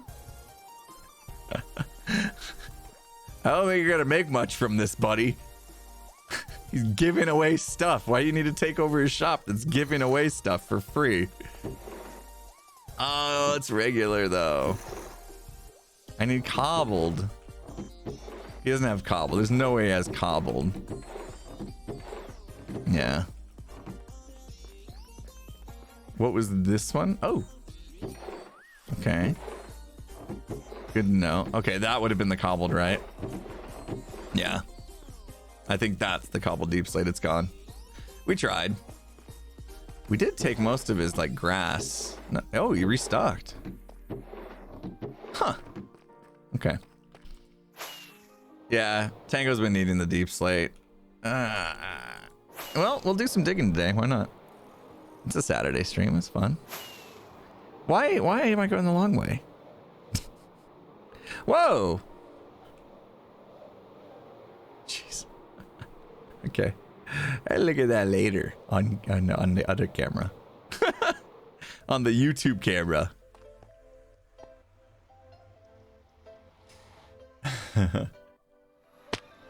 Someone's busy. Spoilers! Yeah, exactly. I think I know what's going on. Deep slate and stonecutter equals cobbled. No. Unless you guys got some, unless you're talking like some bedrock crazy feature that we don't have. That's not a thing.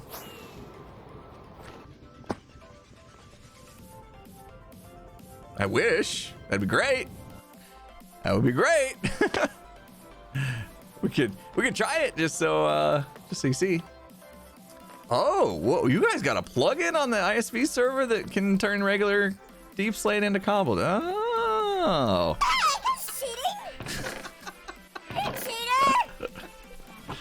Lame. Yeah. Yeah.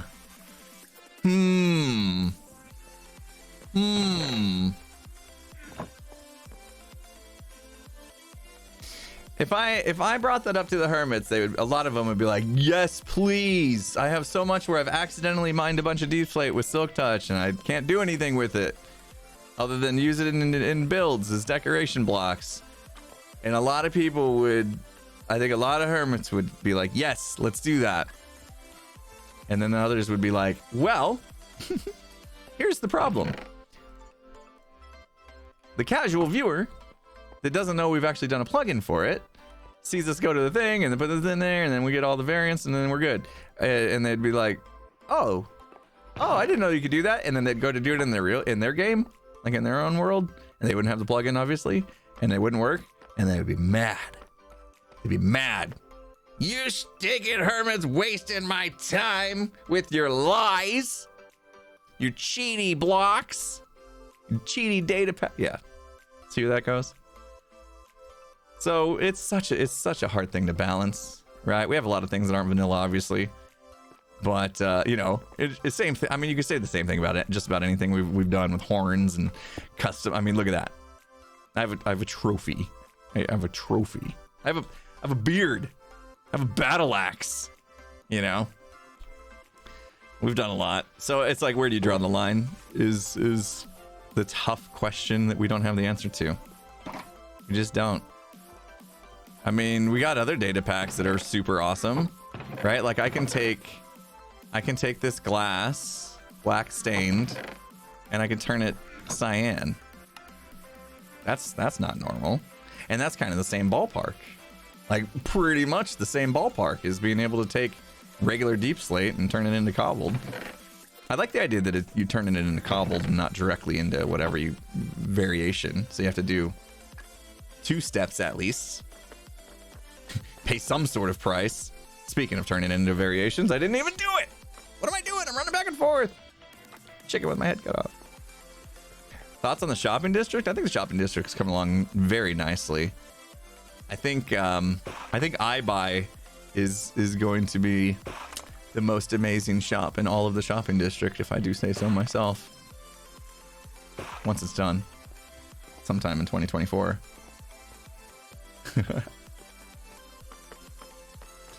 Spent some time last night, something I'm excited about. I'm actually going to take a vacation. Can you believe that? I'm going to take a vacation. Like a 9-day vacation. I'm going to be gone. I don't know how if I'm going to front load some content or what I'm going to do there, but actually had a cruise booked for a while and it's coming in October, beginning of October. So we're exactly 1 month away. Exactly 1 month from now, I'll be on a cruise ship. Oh, no, this is where we messed up. So we did all the details last night. We booked all the flights and the hotels and everything.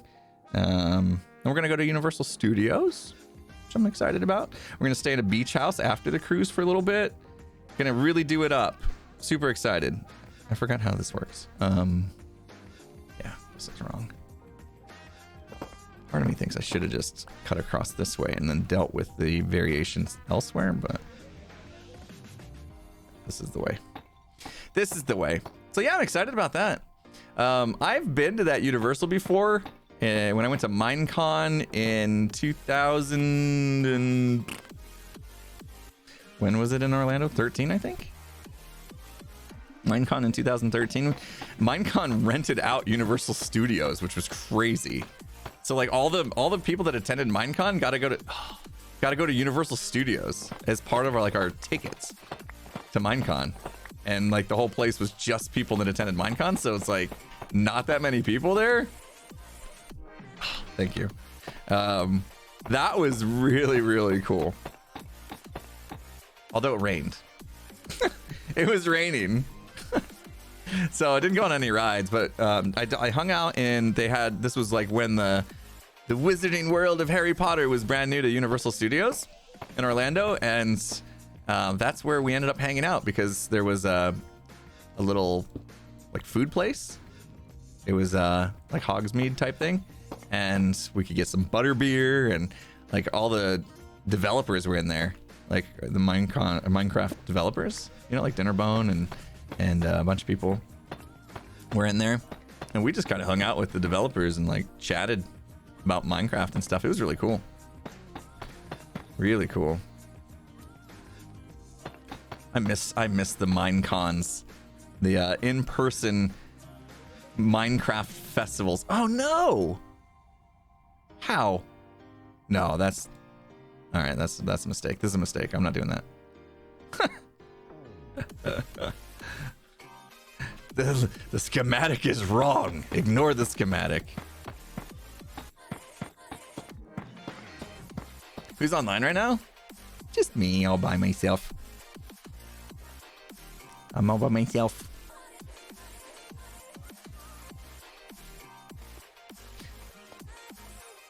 What do you need 119 to be? I'm not sure what you mean by that question. I'm not sure what you mean. Boop, boop, boop, boop, boop. Wrong is the new right. No one is looking. He's all by myself. So you don't really notice. I mean, I need to sneak in. Here's the thing. Ooh. Oh, this might be a pain, but it might be worth it. Hang on. Hang on. Ideas. Ideas are good. Have the music in your head. Hidden track on Green Day's album, anyone? Was that a hidden track on Dookie? The Dookie album? Two options. This one might be the better one. Let's go find out. Sometimes I forget how blocks work. I think it was the hidden track on Dookie. Green Day, in case you're wondering. Okay. That's not gonna work. It kind of works. But it's not what I was thinking. I was actually thinking, no, don't do that. Oh, did I lose it? Or did I get it? If I do this, does it connect? It does. Darn it. I was hoping that wouldn't connect.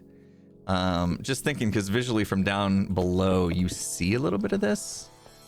Let me just fill this in and see if that makes a difference. Oh. See, even using ender pearls messes up the camera. I'll pause until I have the blocks. Remind me to unpause later, because I will forget. As you've seen many times. Ah! Top slab might be better. Let's do that. Let's do a compare and contrast type of situation here. Where we do top slabs on this side, bottom slabs on the other side where it sticks out. Okay, let's see. Oh no. Oh, I thought I was going in the pit. Oh yeah, free cam's the thing. Oh, I forget.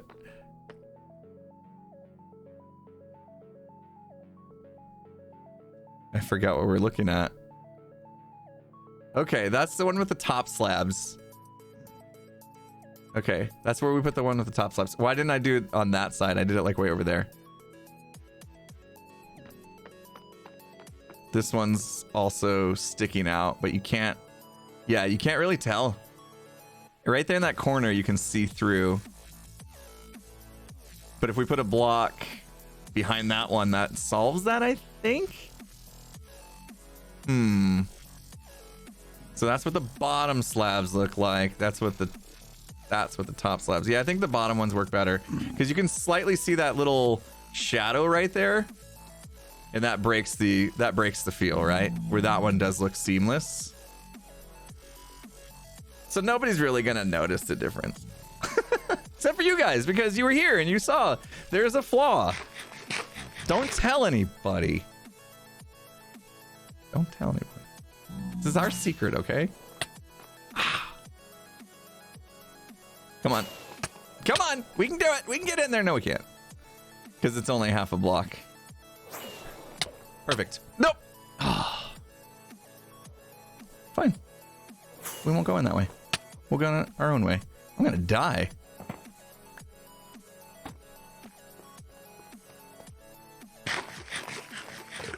Yeah, nobody's gonna tell. Nobody's gonna tell our secret, right? Thanks, guys, for keeping a secret. Oh, good. The air conditioning just kicked on in here. It was starting to get a little warm in here for some reason. Whoop, whoop, whoop, whoop. Might still see you got that little bit right there. Might have a little bit of an issue with, but this is the one where we did the tops. Let's take them down. Unpause. This part you won't really see in the time lapse. It's when I go to place the next blocks, the polished blocks that go on top. I'll probably want to unpause for that. Thank you, though. Like, you literally you would never see these blocks getting placed in the time lapse, so it's not really worth recording. It's just more footage I have to like look at and be like, yep, nothing seems to be happening on camera. Let's cut. All right. That helps that a little bit. Let's go to the other side and do the same thing. Do I have enough? I don't have enough blocks. Oh, it's hard to get in and out of here now. Ender pearls for the win. People dogging on ender pearls. It's so old school Minecraft. Dogging on my ender pearls.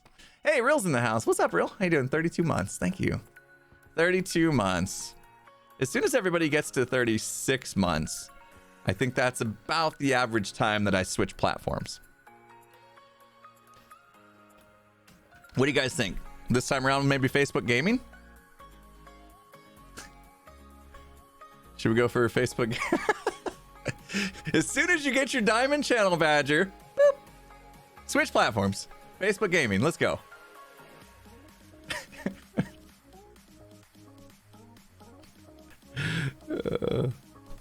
I hear Mixer's really taking off. Oh, man. I should call up James, Matt and James. They were the founders of Mixer. Well, Beam that became Mixer. Beam.pro. Be like, hey, I know you guys sold to Microsoft, but since they shut it down, can we relaunch? Can we relaunch Mixer? TikTok streaming. There you go. I'm allowed to stream on both right now. I could be streaming to TikTok right now. Right now, I could be streaming to TikTok. Twitch said I can. They said, yeah, hey, you know, we had this partnership agreement and you're supposed to be exclusive to Twitch. Well, we're going to say you're no longer exclusive to Twitch. You are allowed to stream to platforms as long as it's not YouTube or Facebook, I think. Yeah, they didn't want us to stream to those at the same time. They were on Twitch. I could stream on YouTube and not stream on Twitch and not be in violation of my partnership agreement. So there's that option. I was just kidding. I'm not switching platforms. Not yet anyway. Not yet anyway. We're going to keep our eye on what Twitch is doing, though. If we don't like what Twitch is doing, we might think about it. But yeah, I could stream on YouTube just on a different day. Like, you know, I could put on my stream schedule, like, these days are the days I'm streaming on Twitch, and these days are the days I'm streaming on YouTube. Like, that could be a thing. I don't know that I'll do that, though. My plate's already full enough.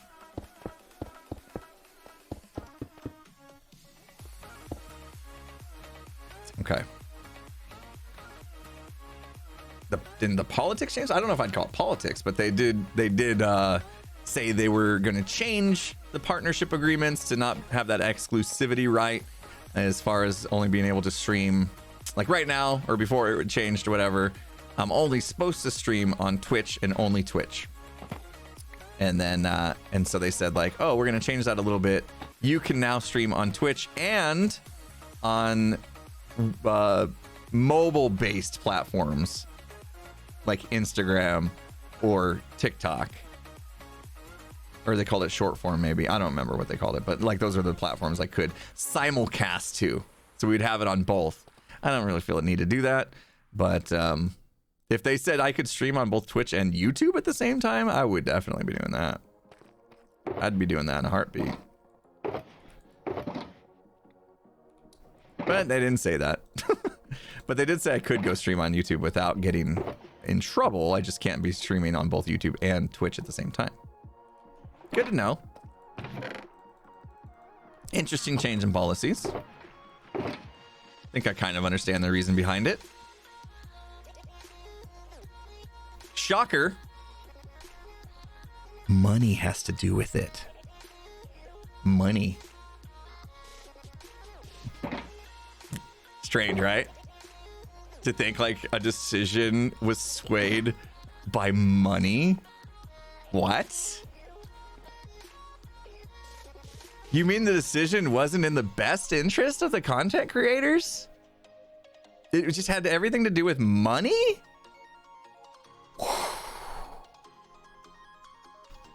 Missed my bomb noise. Yeah. But they're doing a good thing. They're giving creators options. And they try to sell us. We did this for you. Oh, you did? Right. I smell what the Rock is cooking. I smell what the Twitch is cooking. Oh. Anyhoozle. Do you not know what money is? Thank you. I'm bad at this when I'm on my own. I'm super bad at this when I'm streaming. Chat has my back. Content creators need a union. Yeah, there you go.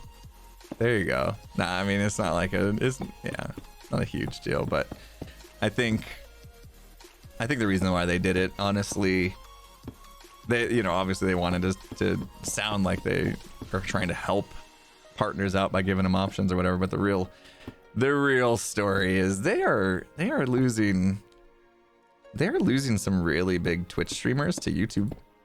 A lot of big Twitch streamers going to YouTube. So you start to see that, and it feels like the writing's a little bit on the wall, which is scary. Especially since we got people with diamond channel badges here. But I think the real reason why they did it was because those streamers now, if we decided to leave to YouTube, let's get hypothetical, okay? Let's get hypothetical for a second. Let's say I woke up tomorrow and I was like, you know what? I really think we could be killing it on YouTube. If we streamed on YouTube instead of Twitch, we could be killing it over there, right? Maybe it's better for me financially or whatever. I decide. It's not the case at the moment. Don't stress. But let's say I did change my mind on that. And I woke up tomorrow and I said, I'm gonna stop streaming on Twitch. I'm gonna start streaming on YouTube. Well, technically, now I don't have to end my contract with Twitch, my partnership agreement. So yeah, hang on one sec. I gotta go unlock the door for peeps. Be right back. Where's my that one? Be right back.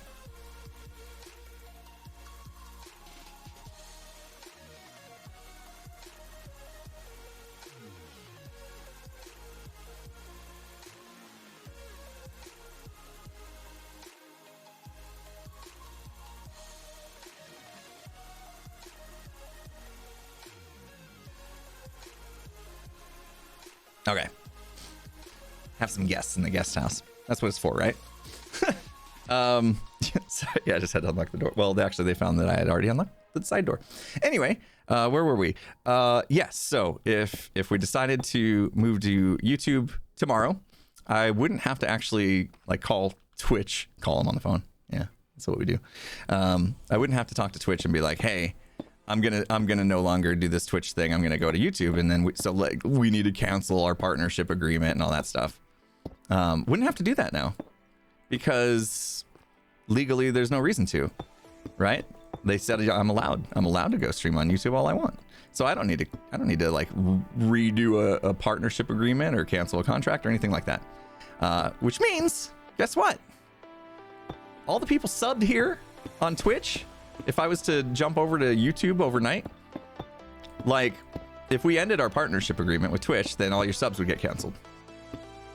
But if I didn't, and I kept my Twitch partnership going, that means your Twitch subs status is still going to be there, and probably half of you have it on auto renew or whatever, and would just let it roll, and would be wasting your money. And guess what? That wasted money is Twitch's money now. Right? That's them still being able to make money off of nothing, because I'm not actually streaming on Twitch anymore, right? At that point, hypothetically. So see why that decision benefits them, not necessarily the content creator so much. Smart.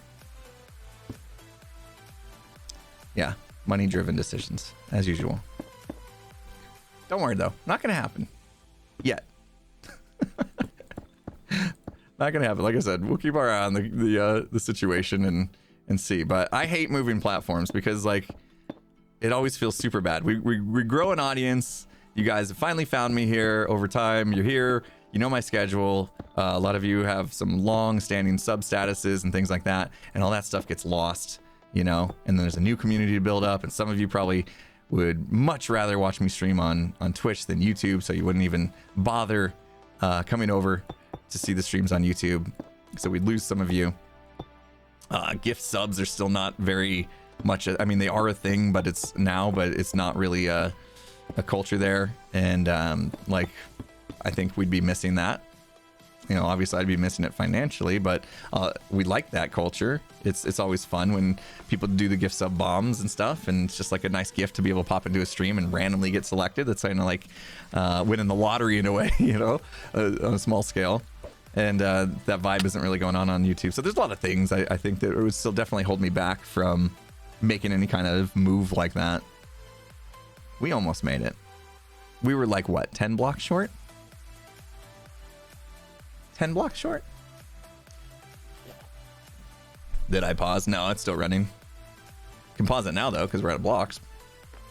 YouTube chat feels pretty unruly in comparison. Yeah, I mean, there's a lot of things like YouTube's not ready yet. They're not ready to like take over. They still have a lot of things they need to work on as far as live streaming goes. So my stance is like, if the wind continues to blow in the direction it's blowing right now for Twitch, eventually it's going to become a bit of a problem for Twitch. But I don't mind kind of hanging in there and waiting to see if courses are corrected and things like that. And in the meantime, YouTube can keep improving their platform so that if and when we ever do move over to YouTube for streaming, it'll be good. It'll be a good experience, not a bad one. That's the idea. So yeah, not really there yet, but obviously something I've been keeping my eye on. Same as when I started to see things going in a different direction with Mixer. Now that one I did actually jump from Mixer to Twitch early, but I was fairly confident I knew exactly what was happening, and turns out I was right in the Mixer situation. So don't think the stream platform's important. Folks follow the content creator. I would hope so, Misty. Yeah, I mean, I would hope so, but I don't blame you if you guys like absolutely hate the platform to be like, yeah, sorry, you moved to, I moved to Facebook gaming. I don't expect you guys to follow me. No, you know, if the platform is not, I'm not saying Facebook gaming is bad. I just don't know enough about it. We're out of blocks. All right, dang it. Switch to Fortune. Let's go down and get him. Depends on the content creator. Yeah, I could see that too.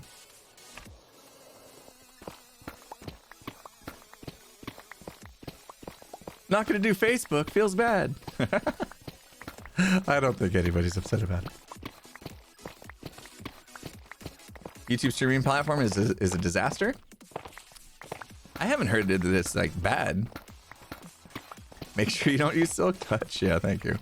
Actually, I was really hoping that was gonna be a box just filled with deep slate. Excuse you. That's mine. I've been trying to take my deep slate. I need it. That's what we'll do. Yeah, we don't need a streaming platform. We'll start a mailing list, right? We'll do a mailing list. You guys sign up for the mailing list. I'll record myself as if it's a live stream, and I will mail it to each one of you. As long as you pay for postage, because postage is kind of expensive. You guys don't mind, right? Paying for postage? Yeah, the one good thing about if I did go to YouTube, I mean, like, it'd be a lot easier to just have everything in one place. So there's convenience there for me. But right now, from the looks of it, it does not offer the same quality experience you guys get here on Twitch from a streaming standpoint.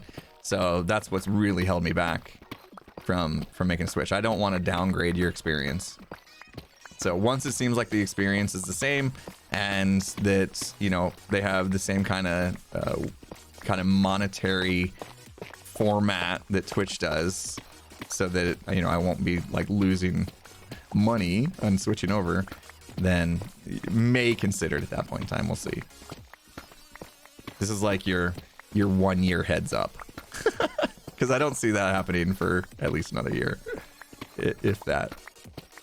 Oh, Laserdisc. You got me to send you Laserdisc. Yeah, that would be cheaper than VHS. VHS can probably get a little big and bulky and heavy in the postage. So Laserdisc probably would be better.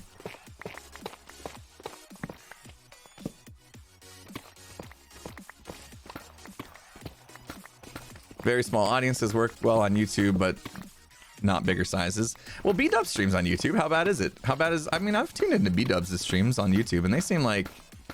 They seem okay-ish. Right? I need to talk to him, see if he's had any personal experiences with it not being great. It seems to work for him. Do the podcast on 8-track. There you go. Yeah, they seem okay. I know one thing on Twitch, like, people complain a lot about watching the VODs on Twitch, the video on demand, the recording of the stream that Twitch holds on to like forever and ever, just about. So if like you're late to a stream and you want to, like, after the stream's over, go back and watch the beginning that you missed, you can watch it straight away on Twitch. But I've heard their like VOD player is not great. Like, you can't really like rewind it and stuff like that very easily. It's something gets messed up. So that's why I post everything on YouTube. It just takes 24 hours. My process for it is pretty simple though.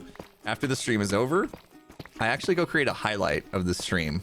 Anybody that goes to like my videos, like you go to the VODs section on Twitch, you probably notice that there's 2 different copies of each stream. Has anybody noticed that? And one will like have the tag stream replay on it and the date. Like I changed the title to have the date and say stream replay. And then there's one big difference. Who can tell me what the other difference is between the two, other than just the title? Anyone know? Anyone know? What's the reason why I do the highlight? Come on, somebody knows. Somebody's got to know. I'm waiting. We'll just wait here patiently. I'm just taking deep slate anyway. Highlight stays forever. That's not why I do it, though. That's not why I do it.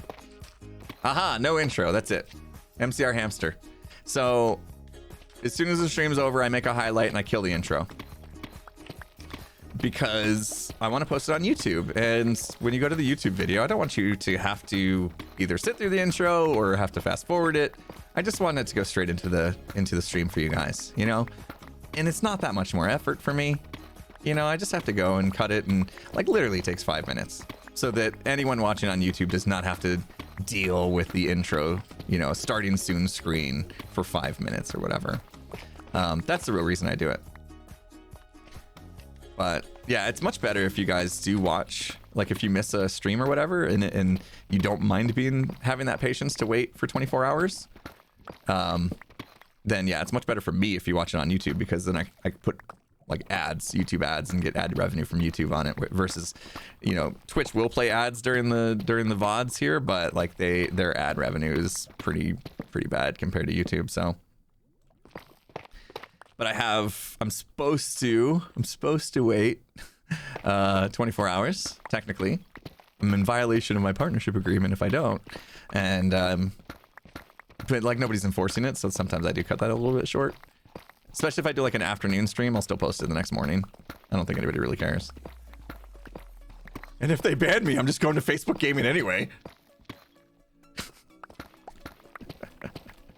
Why is there sand? There was lava pools down here. I filled in with sand. So if we're using an ad blocker on YouTube, it doesn't matter. If you're using an ad blocker, then I'm not getting anything revenue-wise from you guys, because you're not getting ads. So yeah, I would prefer it if you turn the ad blockers off, so I could make a little bit, even though it's just like pennies, but it adds up. Yeah, I mean, if you run an ad blocker, I don't blame you. I mean, there's a lot of sites that are pretty bad with ads and stuff, and it can kind of suck to have deal with all those ads. But like if you want to support, you know, a YouTuber or a streamer like that, I would just encourage you to like maybe think about turning ad blocks off just for YouTube or Twitch or whatever, just so that we still get a chance to get a little bit of revenue from you. But I mean, that's your personal decision. You know, that's fine. Or yeah, I mean, if you really don't like ads, but you still want to support like YouTubers, whatever. Well, a couple ways. On Twitch, you can sub, right? And subs aren't supposed to be, if you're subscribed to the channel here on Twitch, you're not supposed to be getting ads. Although I've heard people say that's not always a perfect system. But so there's that. And then on YouTube, you got YouTube Premium you can pay for. And honestly, YouTube Premium is a great way to support YouTubers because they pay better than the ads. The YouTube Premium revenue, like cut that we get from people using YouTube Premium, is better than we would get if you didn't have it and you just watched the ads. So yeah, if you're ever curious about like the best ways to support your streamers or YouTubers or whatever, there you go. There's a little bit of what I know. All right, we got enough Deep Slate. I think we can move on. Yeah, I love my YouTube Premium too, because I do watch a lot of YouTube, obviously. So to not get ads on YouTube is great. Of course, you know, I mean, there's also that debate like when YouTubers have integrated ads, right? Like ExpressVPN and, you know, but first a commercial break, all that stuff. It's like, as a premium user or whatever, it's like, hey, I paid to not get an ad. At the same time, if I don't want to watch the integrated ad that somebody's doing, then you just fast forward the video. You know what I mean? It's easy enough. Like there's no forcing you to watch the ad. Yeah, it's easy enough. And a lot of times, you know, I'll watch the ads anyway, like the integrated ads, especially B-dubs, you know, because he makes them fun and it almost becomes like part of his content. And then if somebody's just doing like a out of the box, you know, script read for an integrated ad, I'll probably skip those. I have one of those coming soon. Feel free to skip it. Don't tell. I'm out of good ideas, okay? Can only do so many ExpressVPNs before I run out of new, fresh ideas. Every once in a while, though, I'll get a good idea for the ad. This month, they're about to cancel my contract. That's fine. Yeah. I love spending time and getting creative with the ads, just like B-dubs. You know, he really kind of helped put into perspective some of the thought process behind doing integrated ads. You know, instead of just doing like boring reads of, you know, here's the points they want you to hit, just read through the little script or whatever, and you're done. He actually makes them fun. That definitely, I've seen him do that. Was like, oh, that's the way. That's legitimately the way that all YouTubers should be doing ads. Now, it's not easy. I'll tell you that. Like always being able to come up with good ideas to make the ads interesting is very difficult. Very difficult. And B-dubs is a genius. And I'm sure even he's had some creative blocks when it comes to coming up with good ideas for ad integrations. And so, yeah, like ExpressVPN has been a great support of the channel on my YouTube channel this entire year, basically. Been doing like every month we do one. And I'm like, oh, I've now done like 12 ExpressVPN ads. I got nothing left creatively to spice these up. And so, yeah, this month is a bit of a rehash of an old one, but that's okay. I can get a pass every once in a while, right? Unsubbed. Green's Audible ad was good, yeah. I really like he incorporated his trip to Ghana in the last one. It was really cool. I thought it was 4 blocks. What are we missing here? Oh, that's neat. I'm definitely gonna have to use Lightpack for this. Yeah, that's neat. I kind of redo the stairs, and I need some cut copper and frog lights and warped. Okay. My one with Skiz was good. Yeah, thank you. Yeah, that was one where I had a good idea, came up with it, wrote a script, got Skiz involved, and you know, there's certain ones that I'm like, yeah, that one's definitely worth sitting through, you know. And then there's other ones where I'm like, I had nothing, and I just had to do what I had to do, type thing. But for people to be understanding, like those really stabilize the income, you know, where the rest of YouTube and even Twitch is like a roller coaster from month to month. basically, or quarter to quarter, really, because it's all based on marketing budgets and stuff, like how much they pay for ads and stuff. So it could be a roller coaster ride, but when you get the company like ExpressVPN that's willing to support the channel for a full year, then it's very helpful. So appreciate people that kind of understand that. I know like nobody really loves ads, right? Like when you're watching TV and a commercial break comes, most people get up and go get a drink or go to the bathroom or I understand. It's okay. Stairs. Cut copper. Oof. They're oxidized all the way. We might just have to do some of this action. Don't really need it waxed. Now, why is it waxed when it's all the way oxidized? It feels like a waste. So cut it first, right? Does it matter? It's going to give me 4 per block. That's what's going to happen with cut anyway. It's going to cut it to 4, and then I would cut it to stairs, and it'd be 4. Right? I'm not making some big mistake here. 1 goes to 4. 4 goes to 4. Yeah, okay. So the same thing happens if I just do this. Whew. All right, just making sure. Just making sure. We weren't going to have a oopsies there.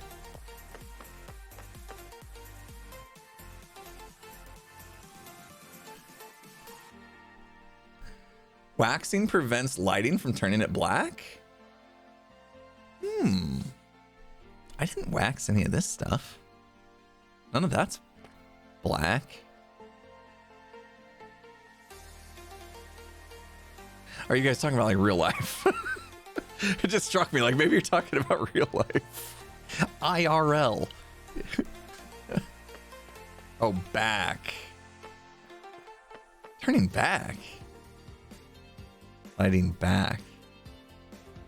It doesn't turn back. It doesn't go from oxidized to unoxidized over time. What? I'm confused. You guys are confusing me. Lightning, not lighting. Lightning. Oh, okay. I read lighting, and I'm like, why would lighting change the color? That doesn't make sense. Lightning. Got it. There's no lightning in my base, as you guys mentioned. Okay, it's all making sense now. We're there. We're a little slow. Got to have your wits about, yeah. It's fine. It's fine. It's Labor Day weekend here in the United States. Labor Day weekend. You know what that means? It means our brain is also on vacation. That's all. Our brain's allowed to be on vacation too, yeah? This is fine.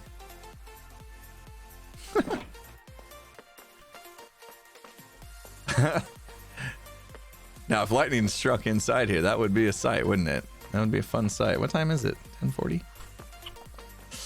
I'm good. I'm good for another, like, 45 minutes or so. I was like, oh, I got family coming. Like, I got family coming over today. My parents are coming over. And then when I had to get up and unlock the door, it was actually my wife's parents who were over. I didn't know they were coming. I came over to check things out. Everyone's excited. The studio's done. The guest house done. Finally. Assuming like it passes inspection or whatever. If it doesn't pass inspection, then they're going to be back in here like doing something. I don't know what they'd even have to do, but should be fine. Brain's usually on vacation on the weekend. That's the point. That's the point of vacations, isn't it?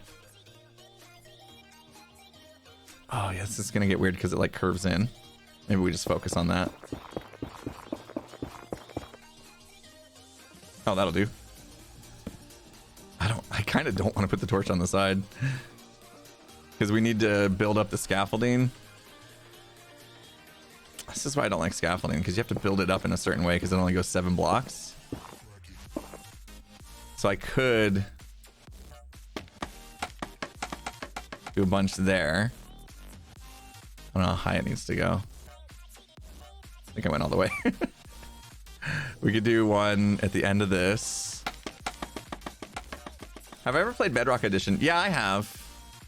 Yeah, I've played Bedrock Edition. Oh, geez. How high are we going? Too high.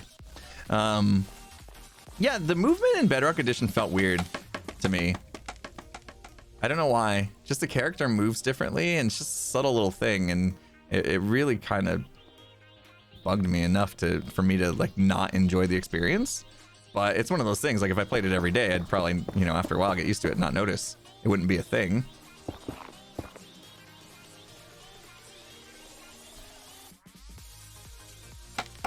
Oops, that's not how we do it.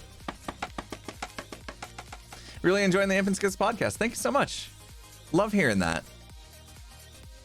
Rasty with the 100 bits said, I'm with you, Impy, through thick and thin. Oh, so you're going to Facebook Gaming with me. Okay, cool. Well, we're going to tear Facebook up. I'm just kidding. I don't know how to do Facebook. I'm like not on Facebook at all, really. I just never... My wife always knows what's going on with the family and stuff, and I have no clue. And she's like, because you never get on Facebook. And I'm like, yeah, it's fine.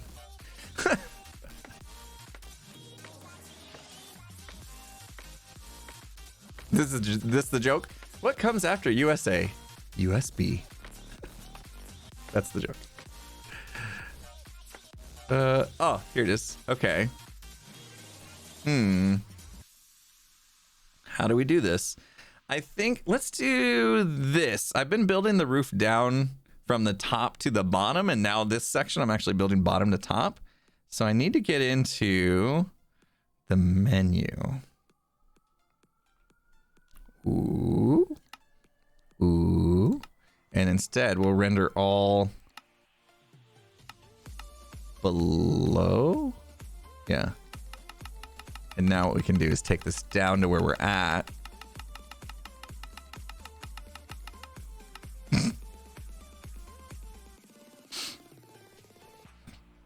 You're a wizard, Harry.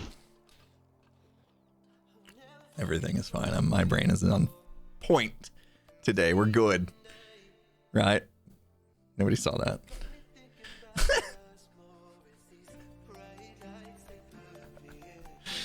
Oh, I'm good at stuff.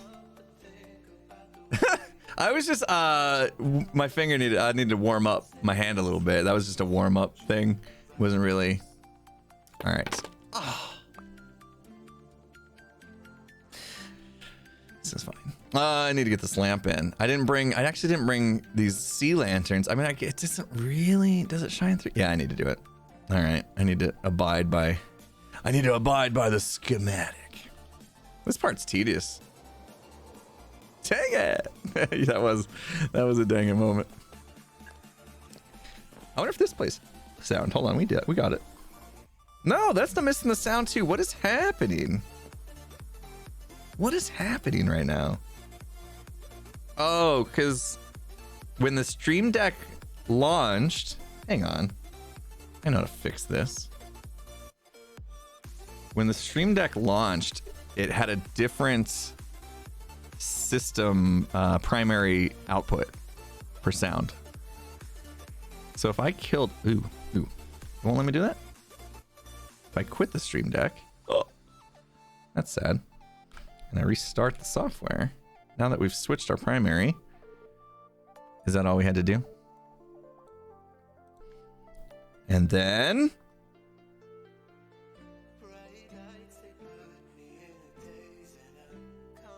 never mind. It's busted. I thought that was the fix. I don't know what's going on. Gotta love it when stuff breaks for no reason. Maybe if we were on Facebook Gaming, it would work.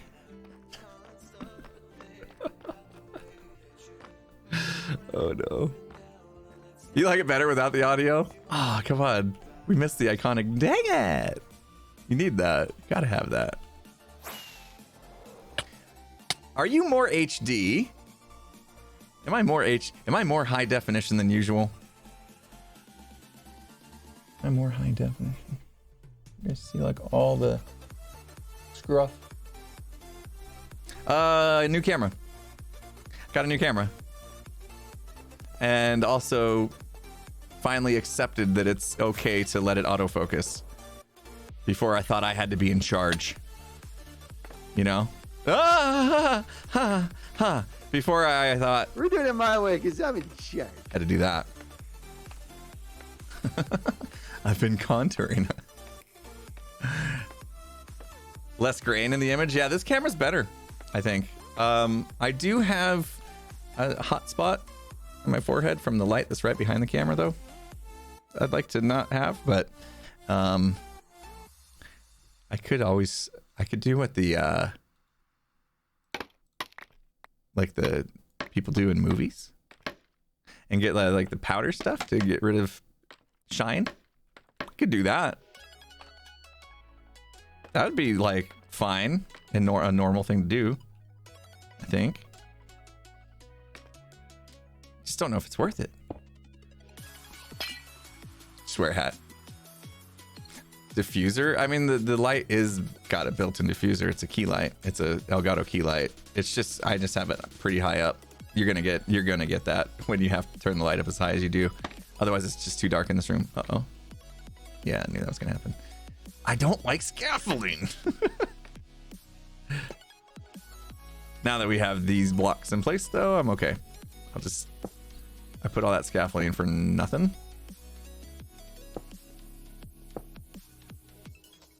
Point at the wall behind it. I would, except the wall behind it has soundproofing panels that are dark, and so they would just soak up the entire light, and nothing would be left for me. So yeah, if it was like a white wall behind it or something, I could totally do that, but I have dark sound panels behind it, so it wouldn't really work out too much, I don't think. That's okay though, yeah. Don't want to be too high definition. You guys can see all my pores. Your pores are showing. Ah, see, don't do that. Don't take the pickaxe spot. I wish I could lock a spot. You know, like if I middle click, don't take this away from me because I want that there. You know?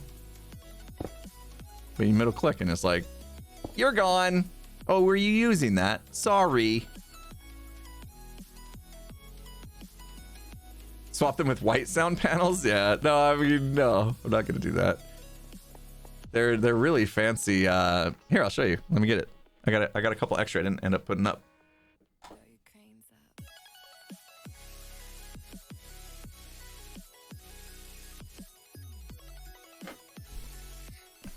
I feel like I need wireless headset so I can get up and move around more often. They're these are really cool though. They're Elgato wave panels. See, they have these like cool designs in them, and then when you put a bunch up, they're all hexagon. Put a bunch up, you can make cool patterns in the wall. So I have like a whole bunch, like covering the whole wall in front of me, basically. Got a whole bunch of these up. Not sponsored by Elgato yet. Should be. I got so many things. The key lights and all this stuff. Stream decks, pedals. Mic arm is Elgato. I haven't got Elgato stuff I'm not even using at the moment. Like the Elgato face cam. I'm not using. I was using it. I might use it again for foot cam on my drum set. I might use it for foot cam. I'll turn it to an Elgato foot cam instead of a face cam. Anyway, so those are my sound panels that it can, like the whole wall in front of me is those. So if I face the light off of those, it really wouldn't bounce off and diffuse like you were suggesting. So no foot cam, please. Well, when I'm playing drum set, it's kind of nice to see the double bass action, actually. If you caught my drum, I did some drumming on stream last Friday, not the one yesterday, but the one before. I did some drumming on stream. Ooh, is that a bad idea? I guess I don't need it. That actually does need replaced, though. You see part of this block. What does it need replaced with? Oh, good. That's what I wanted to do. Perfect. Naturally thought, let's do a frog light there. Why can't I? Jeez, that was weird. Excuse you took up my pickaxe spot again. El gato. Stuff to add to Minecraft dog variants. Yeah, that'd be cool. Fireflies and distinct waterways in mangrove swamps. Yeah. I haven't spent a lot of time in the mangrove swamps, to be honest. I went in there, I went into one and basically just like tore it up. Just because I wanted some mud, like easy mud.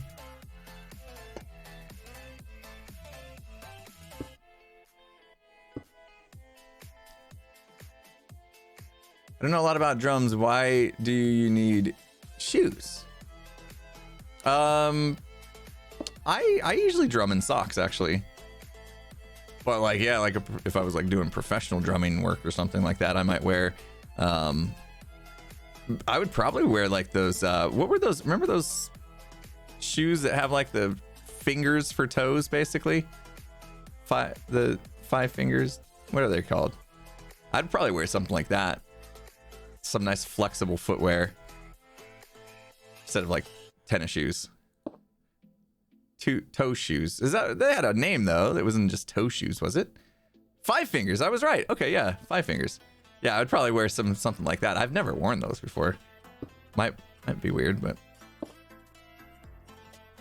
they're called finger toes by Vibram. That's okay. That makes sense.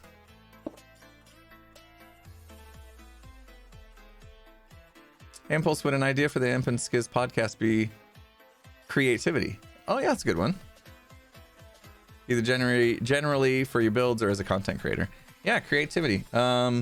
We were getting into this thing where on our podcast every podcast title was like a question, and then we kind of realized like that was gonna pigeonhole us a little bit. Like we talk about it on our podcast not having lanes. You know, like not staying in a specific lane. Like we can't even pick a podcast category that works for what we're doing. And then we realized, oh well, by saying, oh, every title of our podcast has to be a question or whatever, like that just put us in a lane of some sort. So we decided not to. Podcast. We're always looking for podcast topics though. Topic. Creativity. That's good. Yeah, our last one was just content creation. No question.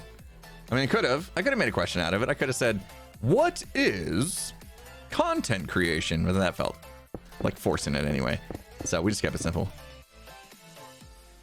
And yeah, if you're curious about that podcast at all, it's Imp and Skiz. Go to YouTube, look for the Imp and Skiz channel podcast. Imp and Skiz podcast will be there. Or if you want to stick to traditional podcast formats, we are on Spotify, Apple, Google, most major podcasting platforms. You can just search for Imp and Skiz. And yeah, this week we talked a little bit. It was different. Like sometimes we talk about, you know, just life or whatever. This week we talked a little bit about content creation and kind of like things we've experienced in the world of content creation. It was fun. I think I actually missed that block on the other side, didn't I? It was red and I didn't bother. Way over here. Yeah. Okay. So there's a reason that was red. For good reason. It needs to be a light. Can you middle click on Lightmatica? Yeah, you can. Yeah, it definitely... It makes life easier. I'm not going to deal with this section just yet. I'll deal with that off camera because I think that's going to be a nightmare. Oh!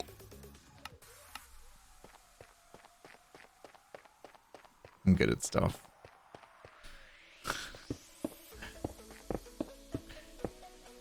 That's where the music jumps to the next like verse or whatever, and then the time lapse jumps. Perfect, nailed it. I do that just so that we have something to line with the music. Yeah, totally meant to. Dang it. Yeah, so if you're going along in Lightmatica and like that block needs to change, I just middle click, boom. I don't usually do Lightmatica on stream very much because it does feel a little bit weird. But here we are. This needs done, and I'm not sure I could do it by memory. So I mean, it's not like it's a big secret that we do this, you know. I also don't feel like it's super cheaty because it's just a helper tool. It's, you know, otherwise I'd have screenshots and do it the old way, you know. I'd be looking over. It's definitely time saving because I'd be looking over. See, it's saving my neck. Otherwise I'd be looking over at another monitor over and over again. This is for health and safety purposes. Yeah, that's it. That's our excuse. You can't go wrong, you know. Even in the workplace, just, you know, say, hey, your boss is like, how come you only worked 5 hours this week? We're paying you for 40. And you're like, well, I started to work and then my wrist was I was feeling a little weird. So I had to take breaks, rest my wrist before it became a problem. And they're like, oh, safety issue. Okay. You're good. You're fine. You can't get in trouble for being safe. Lightmatica is OSHA approved. Have you filed this TPS report yet? No, I haven't done that. I didn't want to strain my neck. Couldn't do it. All right, that's not life advice. Don't do that. Don't do that. Because guess what? If you go tell your boss you've been having issues with your wrists, they're gonna send you to the doctor and get evaluated, and it's gonna get found out you're a liar. Or maybe you go to the doctor and they actually treat you for a fake illness. I guess not illness, injury. What block did I run out of that I need? It's Misty Blue. What block did I just run out of, peeps?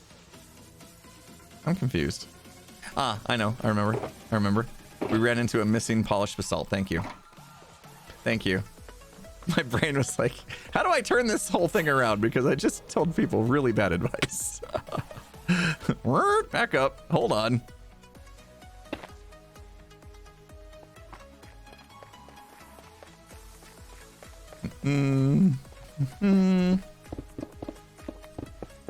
Working our way around. I thought it was gonna fall. I got that one. Sweet. How come? Oh, they're facing the wrong direction. That's why. I was like, why is that one not happy? But yeah, they're facing the wrong direction, but who cares?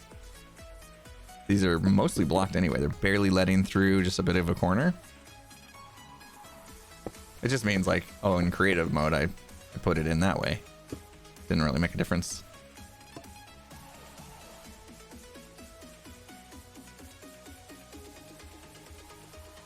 Whoop.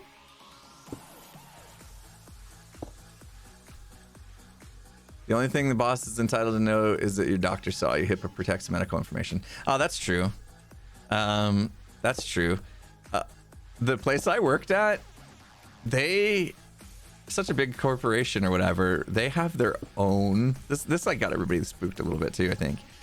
They have their own like in-house doctor, like whole staff basically, like a full-blown doctor's office inside the building, which was nice. It was convenient, you know. It was very convenient. It was cheap, you know, for us employees. But then at the same time, you're like, is this so they can like legally share the health information or something? Like, is this some sort of loophole? It was, a lot of people did get a little bit iffy about that being a thing. Yeah, really. Oh, that's it. I think most people know where I used to work.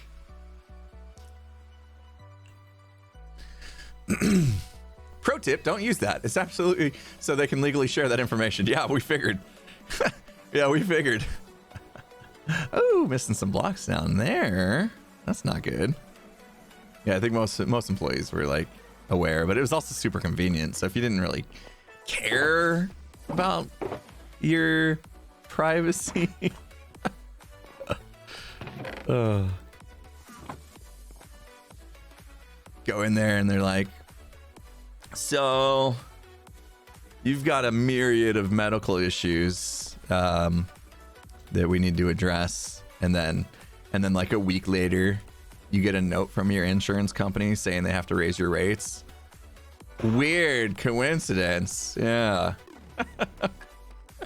Right. 777 Atheist, thank you so much for 300 bits.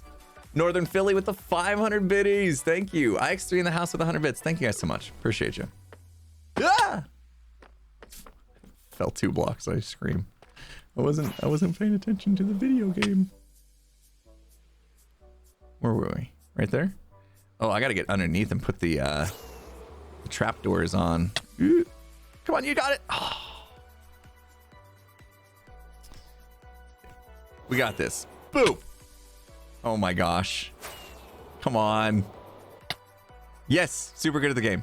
Thank you. What mod am I using? It's Lightmatica that shows... Oh no. Where did I just place that? Oh, that's the worst when that happens. I just... Oh, okay, it's no big deal. It's just right there. I should eat before I die.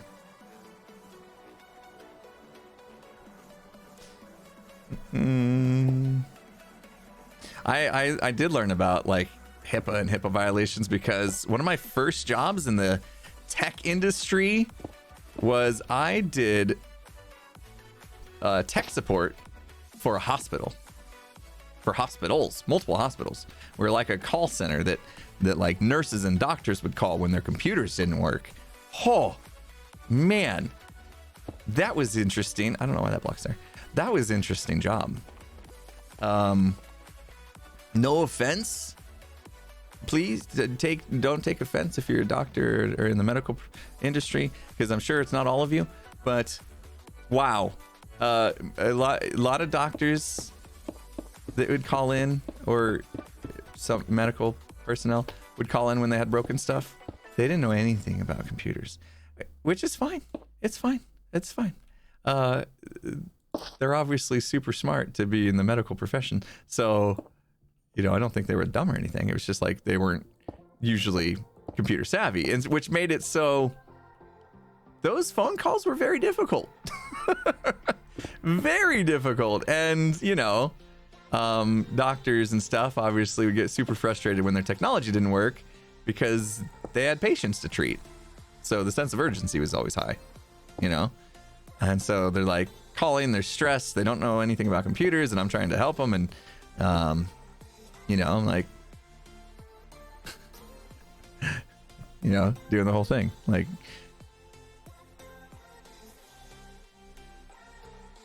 trying to explain to somebody that doesn't know anything about computers on like how to like even reboot was difficult.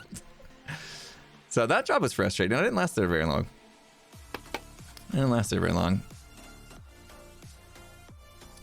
Okay. Did we do the whole side? Yeah, the frog lights are highlighted because they're placed sideways instead of, yeah, upright. No big deal. That one I actually placed the right way. But yeah, it's no big deal. There's like a minor texture difference, right? In the frog light, whether it was placed sideways. Like this has more lines in it. So actually, arguably, the way I did it is going to show more lines in that little corner that sticks out than had I don't do them like this way. No, not even.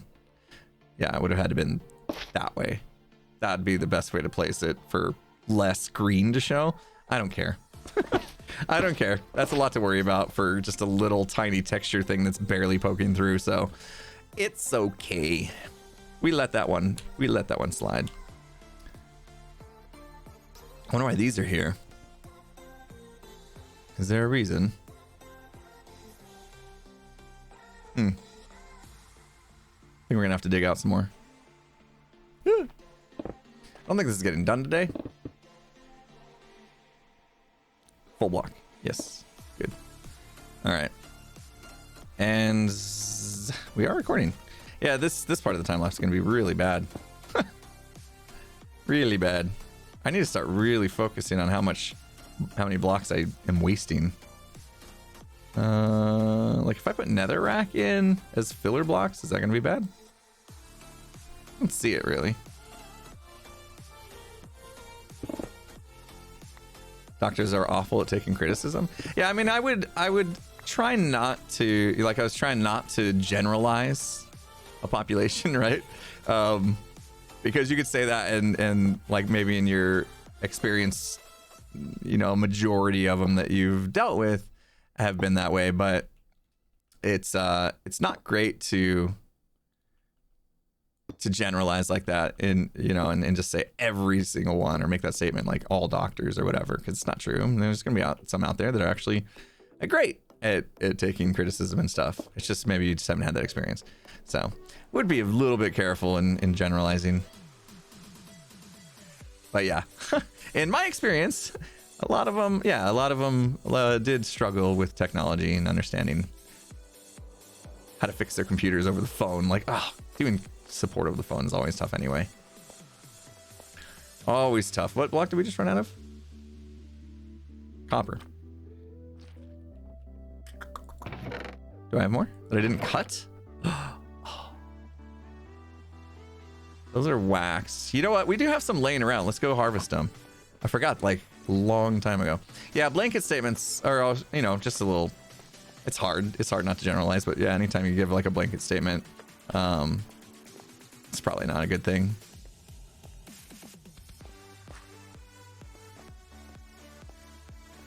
Because there's always exceptions. And you don't want to speak for those. That's it. Not a big deal, though. All blankets are flat. My mom was a midwife. She asked her colleagues. Her colleagues asked the IT department if they got the mouse some cheese, would it work better? They also tried a cat mouse pad as well. That's gotta be, you're joking. You're joking. I like it though. Gotta be. Would rather your doctor know how to fix the human body than fix a computer. Yeah, that totally makes sense. That totally makes sense. Let them do what they do best, and if they don't know, you know, same thing. Like if he called me, if it was the other way around, you know, the doctor called me not to ask me to help him fix his computer, but to help him diagnose a patient and started listing off symptoms and asked me like what I thought maybe the issue is. And then I was like, oh, I don't know. I don't have a clue.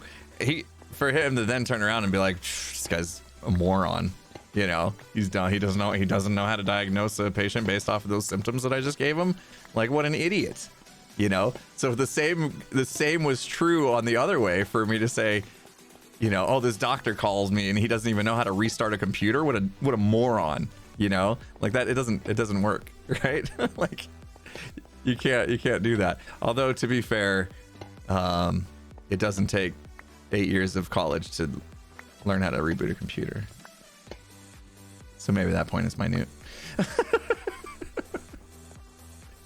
Have you tried turning the patient off and on again? Oh, that's good. I like that. Well done. All right.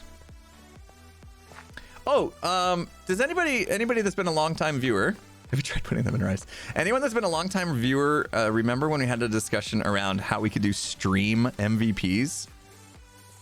Anytime like somebody in chat like really gives us one of these aha ideas, big brain moments. We had this idea a long time ago. It would be really cool to do what we considered a stream MVP. So some way I could label somebody in chat as like really standing out with some, for some reason, right? Doesn't really matter what. I think I might have figured it out. I think I might have an idea for what we'll call the stream MVP. I need to work on it because it's going to involve some technology.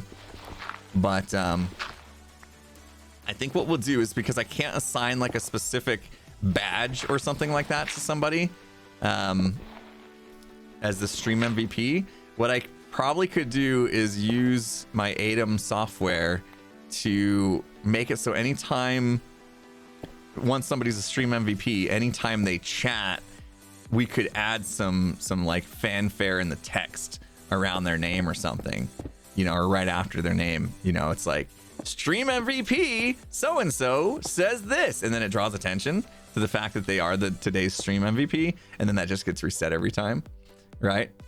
I think I can do it. I think there's a way to do it. I use this software called ADAM. That's what you guys are using to control my lights when and it manipulates channel points and stuff like that. I'm pretty sure I can program it to do something cool like that. All right, so the reason this block looks funny is because the schematic wants it waxed, and it's not waxed, which is fine. So yeah, because a lot of times we have that every stream just about. There's like somebody I'm just like, whoa, big brain idea, you're amazing, you're the stream MVP, right? We kind of make that like a thing. So Yeah, how cool would that be if we could then continue to celebrate that stream MVP person? Or maybe it's, you know, maybe it's we open up to multiple people. You know, stream MVPs is also a thing if there's multiple things that happen. And then there's some sort of thing when they chat that everybody knows, ooh, that person's important. And maybe even give them like VIP for the day, like actual VIP, right? What were we saying? Stream MVP, most valuable. It wouldn't be P though. Usually MVP stands for most valuable player, but in this case, it's person chat, so player doesn't really fit the bill, right? So we'd call him most valuable chatter. Person. Okay, it's just person, right? Okay, doesn't have to be player. You're right. It could just be person. Your most valuable person. That still works because MVP is more naturally. I'll forget, you know. And then if we say MVC, anybody new is gonna be like, "What's an MVC?" I think most people understand MVP, right?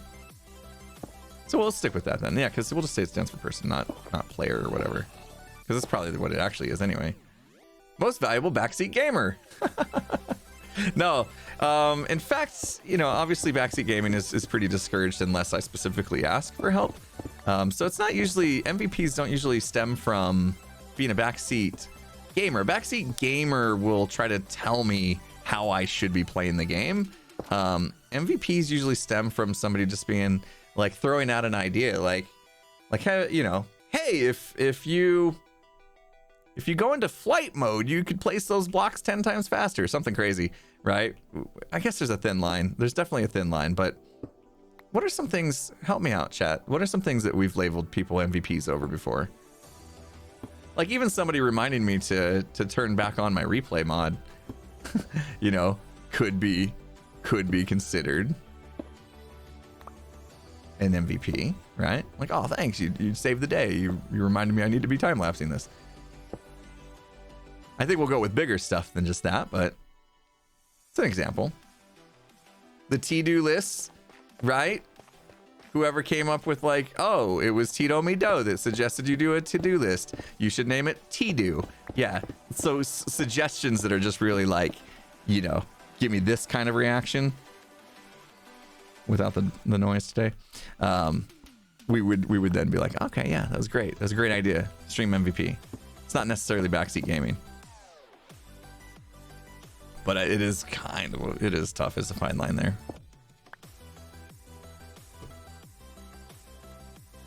Yeah, with this the replay thing, there's multiple people.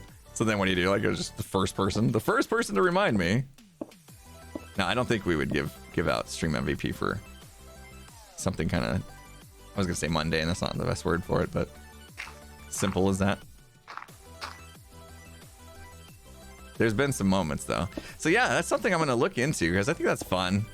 It gives you guys some incentive to like really be helpful, I guess. Maybe too much incentive.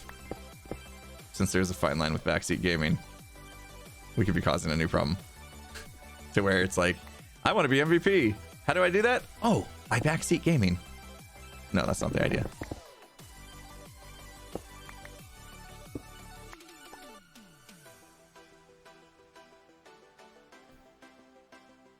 Minecraft Live Let's Play? What's that? Is that like trying to incorporate the MVP thing into like, let's play Minecraft together? Like really embrace backseat gaming? Remember when like there was like Twitch plays and then like you guys could control, what was it? Zelda or something? What was the Twitch plays that was big? Pokemon. It was Pokemon. Wasn't it? Twitch plays Pokemon. You guys like, and then chat could get in there and like, you would type something in chat because they didn't have like the channel point technology or whatever back then. So you'd have to type something in chat and then it would like move the players in game. Twitch plays Pokemon has deep lore. Oh, see, I casually like caught what was going on with that, so I wouldn't know about that. It was an amazing time in internet history. I mean, yeah, I mean, we're talking about it now. We remember it. So just like we'll never forget. Ow, Charlie, you bit my finger. You know that became like an NFT or something, and So somebody bought the rights to that video as like an NFT and then took it off of YouTube apparently. You guys know what video I'm talking about, right? Ow, Charlie bit my finger. I mean, that was like one of the first viral YouTube things. And now because somebody bought it as an NFT, it's like gone. That makes me really sad that somebody's that selfish. That like they're depriving the rest of the world from ever being able to like see that and have that nostalgia of that viral video. It was the family? Okay, well, I guess if it's their content to begin with, that changes the story a little bit. I thought it was just a random person. If it was the family, I guess they have the right to pull the video, right? Because that's their content. They, you know, that's their family, so that makes things different. But if it was just a random person that's like, I just want this to myself, like that feels super selfish. I don't like that at all. Changes the narrative for sure if it was the family though. Hello? Oh jeez. Maybe this would have been better to build from the outside. I'd started to think I was going to do it that way. But it needs helper blocks is the problem. So to build it from the outside, like, you still have just as much pain as we're having right now, I think. Fancy blueprint. Yep, that's Lightmatica. So we got to put in these helper blocks though.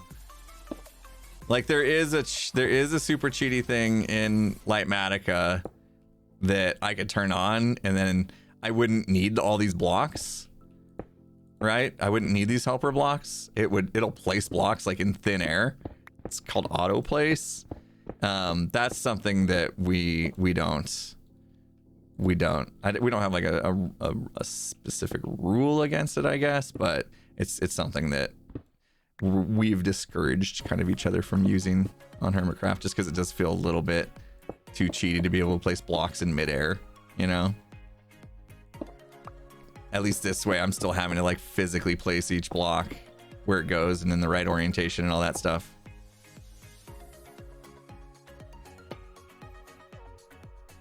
Oh, this is just part of the design. I was like, why are we doing stairs here? There's no light. Pretty sure it was Charlie himself that wanted it removed. Okay, yeah, in that case, that's fine. Like, if you were like the kid, and then you kind of are embarrassed about the whole thing after you grow up, you know, and people know you as the kid from Charlie Bit My Finger, whatever. And yeah, you're in the video. That's your right. Like, if that's the case, then that's okay. I take it back. I was under the impression it was just some NFT investor or whatever that just, you know, you take something like that and you make it so it's rare, right? And then it has value. You've like inflated its value.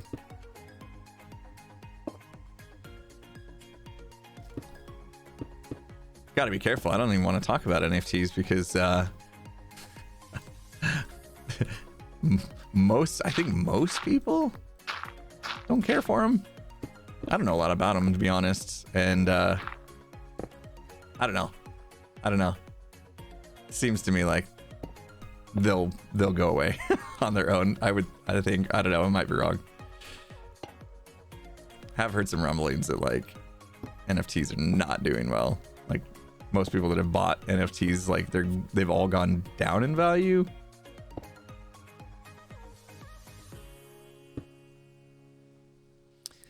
Yeah, yeah, definitely NFT. Like the subject of NFTs leave a bad taste in a lot of people's mouths. So, try to avoid that conversation even. But yeah, here we are. It's Saturday. We're allowed to talk about whatever we want. I'm not even supposed to be here today. Yeah, I saw that when I didn't know much about him. I looked into it a little bit because I was naive and accepted a sponsorship deal from a game company that included NFTs into their game. And I was naive. I didn't know what they were. And so after that, like, people kind of educated me, you know, in the comments. And there was a lot of really bad ones too. But, you know, a lot of people were pretty upset that I'd even take that sponsorship. But again, I was naive. I didn't really know what NFTs even were. The way I equated them was wrong. I thought they were not much different than like selling items on Steam, you know, like what's one of the games where you can like earn items on Steam and then sell it in like the Steam marketplace? What game am I thinking about? There's probably multiple, but there's one big one where you can like get custom weapons and stuff. CS:GO. Yeah, gotta be CS:GO. So yeah, when I first saw this idea of like collecting items in game and then selling them or whatever as NFTs, I equated it to that in my brain because it's what I knew.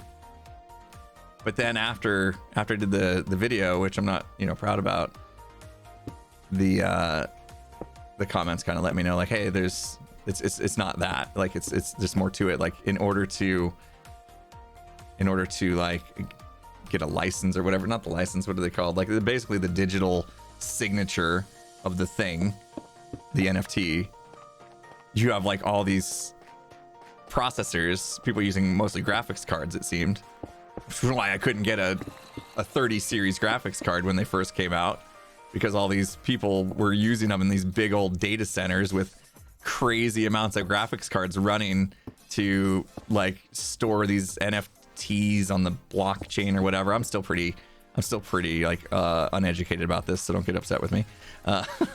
But I would see then I was seeing what was going on, like these people running these massive data centers just for NFT, like signaturing basically. And I was like, oh, that's what everybody's upset about. Cause yeah, that's pulling a lot of power. And yeah, I can see why. That doesn't seem environmentally friendly. I don't know if things have changed since then. That was over a year ago, I think. But I started to understand what people were kind of up in arms about. Maybe not fully. Like I said, I'm still not fully educated on the whole thing, so take whatever I'm saying with a grain of salt. Because that could be completely off. Still happening, just the same way. NFTs are great for artists trying to sell work, but when people use them as pump and dump scams, it makes it a horrible thing.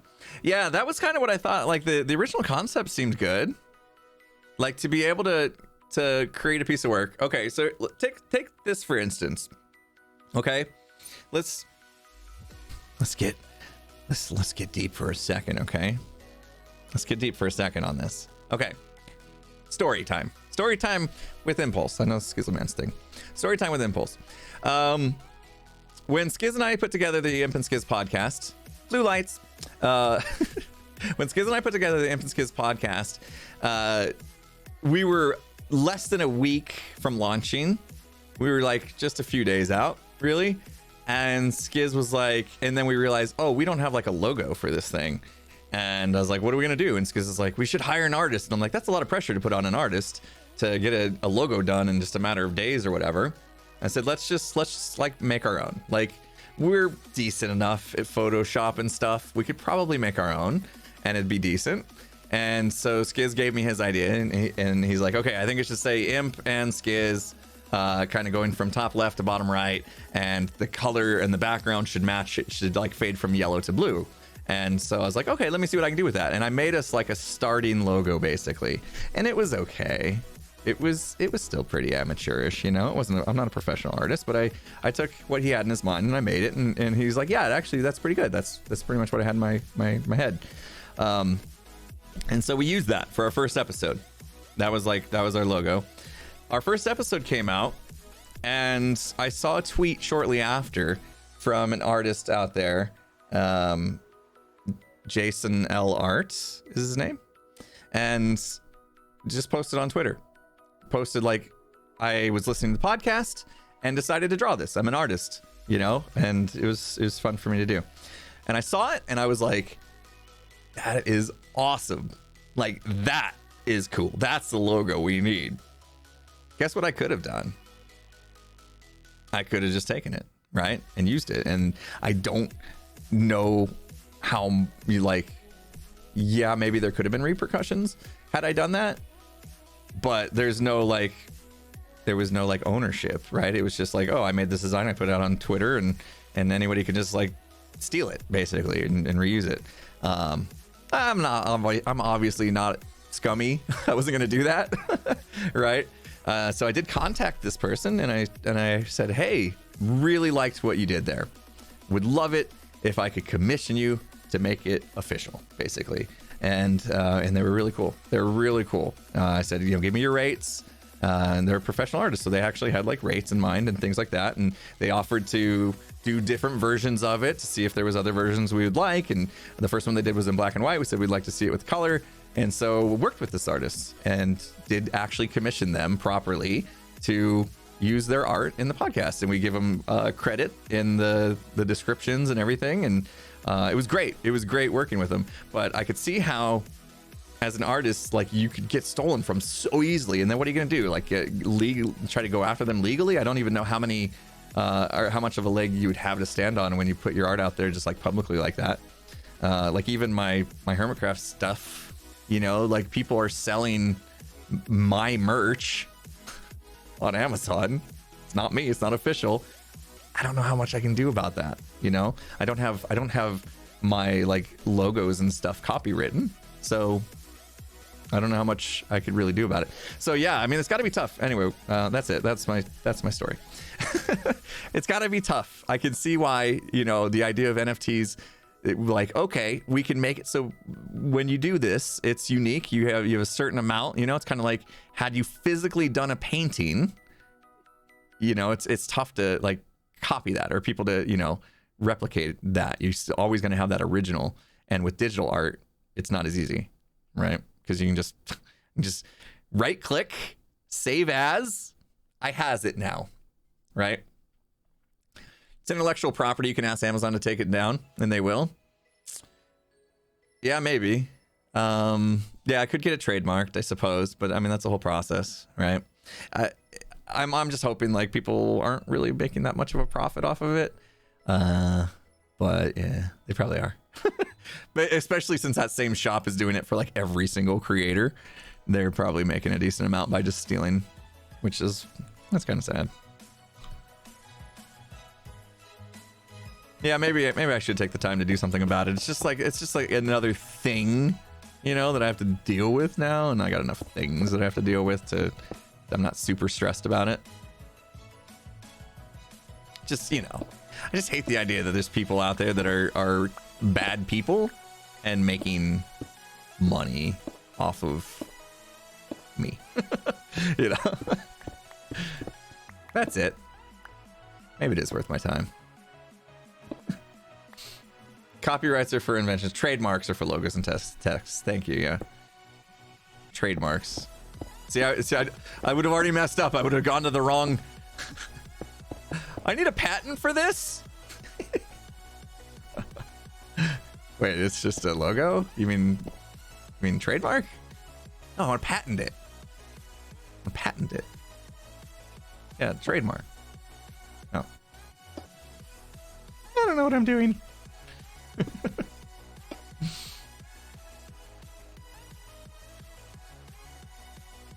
You own a copyright on anything you create, it's not required for you to register it? Wait, just by default? I don't know about that. That feels So do I own this? If somebody like copied my build, which happens obviously, we've all seen that. Could I go after him? I don't know if it works for Minecraft.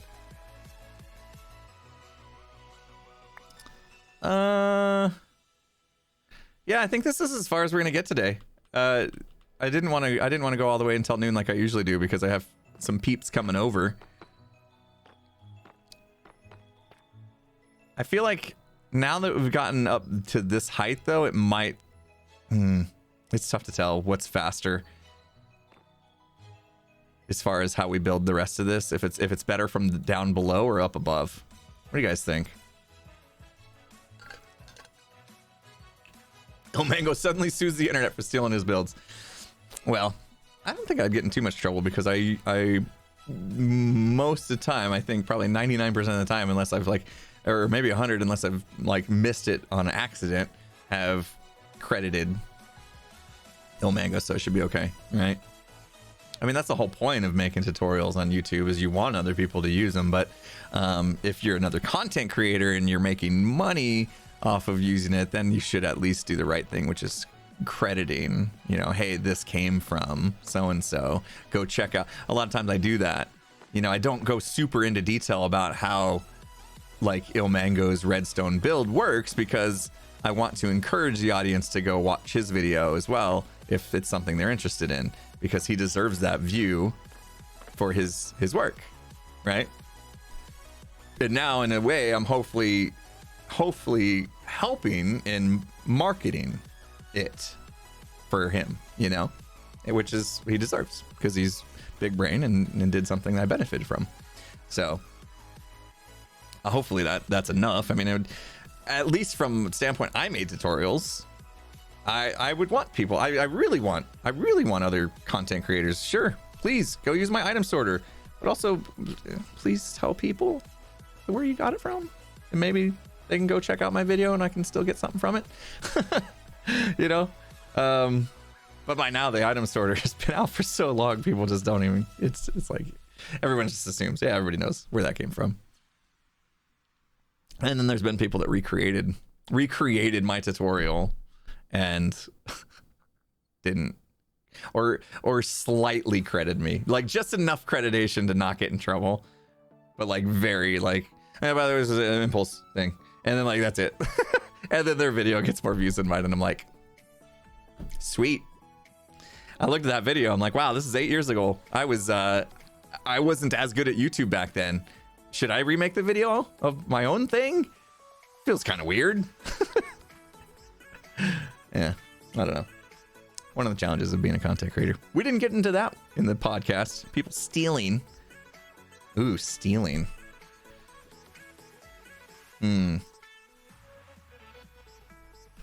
I'll put it down. I don't know if that has any legs. I'll talk to Skiz. Oh, geez, I just lost the whole thing. Stealing art. We'll call it that. Stealing crate. I don't know. Maybe that plays into the creativity thing. I should remake it. See if I can get another 1 million views from it. Yeah. Anyway, thanks for hanging out. We did get a lot done. I know this is one of those streams where it was like, I'm placing blocks. It's pretty mundane work here, especially since we had to use Lightmatica. Let's turn it off real quick. Is it still? Yeah, we didn't have the brightness on. I don't think we need it. I think you guys are right though. These middle sections, they're definitely really, really boring, and that's kind of what I wanted, because there's enough that your eye is drawn to in here, but it's too dark. So we'll see what happens when I put it in this little bottom section, but maybe there's some ways I can sneak in a little pattern along this line here. You guys see that line right here? I think I can sneak in an extra pattern along that line that will include some lights, and that'll get rid of that. It is kind of cool. It looks like a butterfly right there, at least at the moment. So we'll see what it looks like when I finish the sides, but yeah, maybe we'll do something there. It feels like it needs something. Lichen is a good idea. Throwing some lichen, that'd probably do enough. People suggested candles that you don't really see the flames, but you still get the light from them. So I think we could do something easily with lichen. Actually makes a lot of sense. It's not too intrusive. Okay, but we're getting there. We're getting there. We almost have a ceiling. It's already looking way better than it did before, especially when we get that corner done where you can see all the dirt. That's the real issue in here. But okay, I'll keep working on it. Hopefully getting a Hermitcraft out. I'm gonna keep working on Hermitcraft this weekend. I'm hoping to release it either Monday or Tuesday. So lighting behind shulker boxes is smart too, except I don't like how shulker boxes go completely out of render distance, so then you end up seeing them. So I try to avoid that. But anyway, it's Saturday. Is there people that actually stream on Saturdays? I don't know. I've never done this before. It's been a while anyway. Let's see. How many subjects did we touch on today that's going to get me canceled? That's what I'm worried about. Impulse says he loves NFTs. No. Music Man's playing God of War, though. Is that a problem? I see him playing. I see Music Man, but he's playing God of War. I'd love to raid him. It's just like I don't know how many people are going to have an appetite for a non-Minecraft game right now.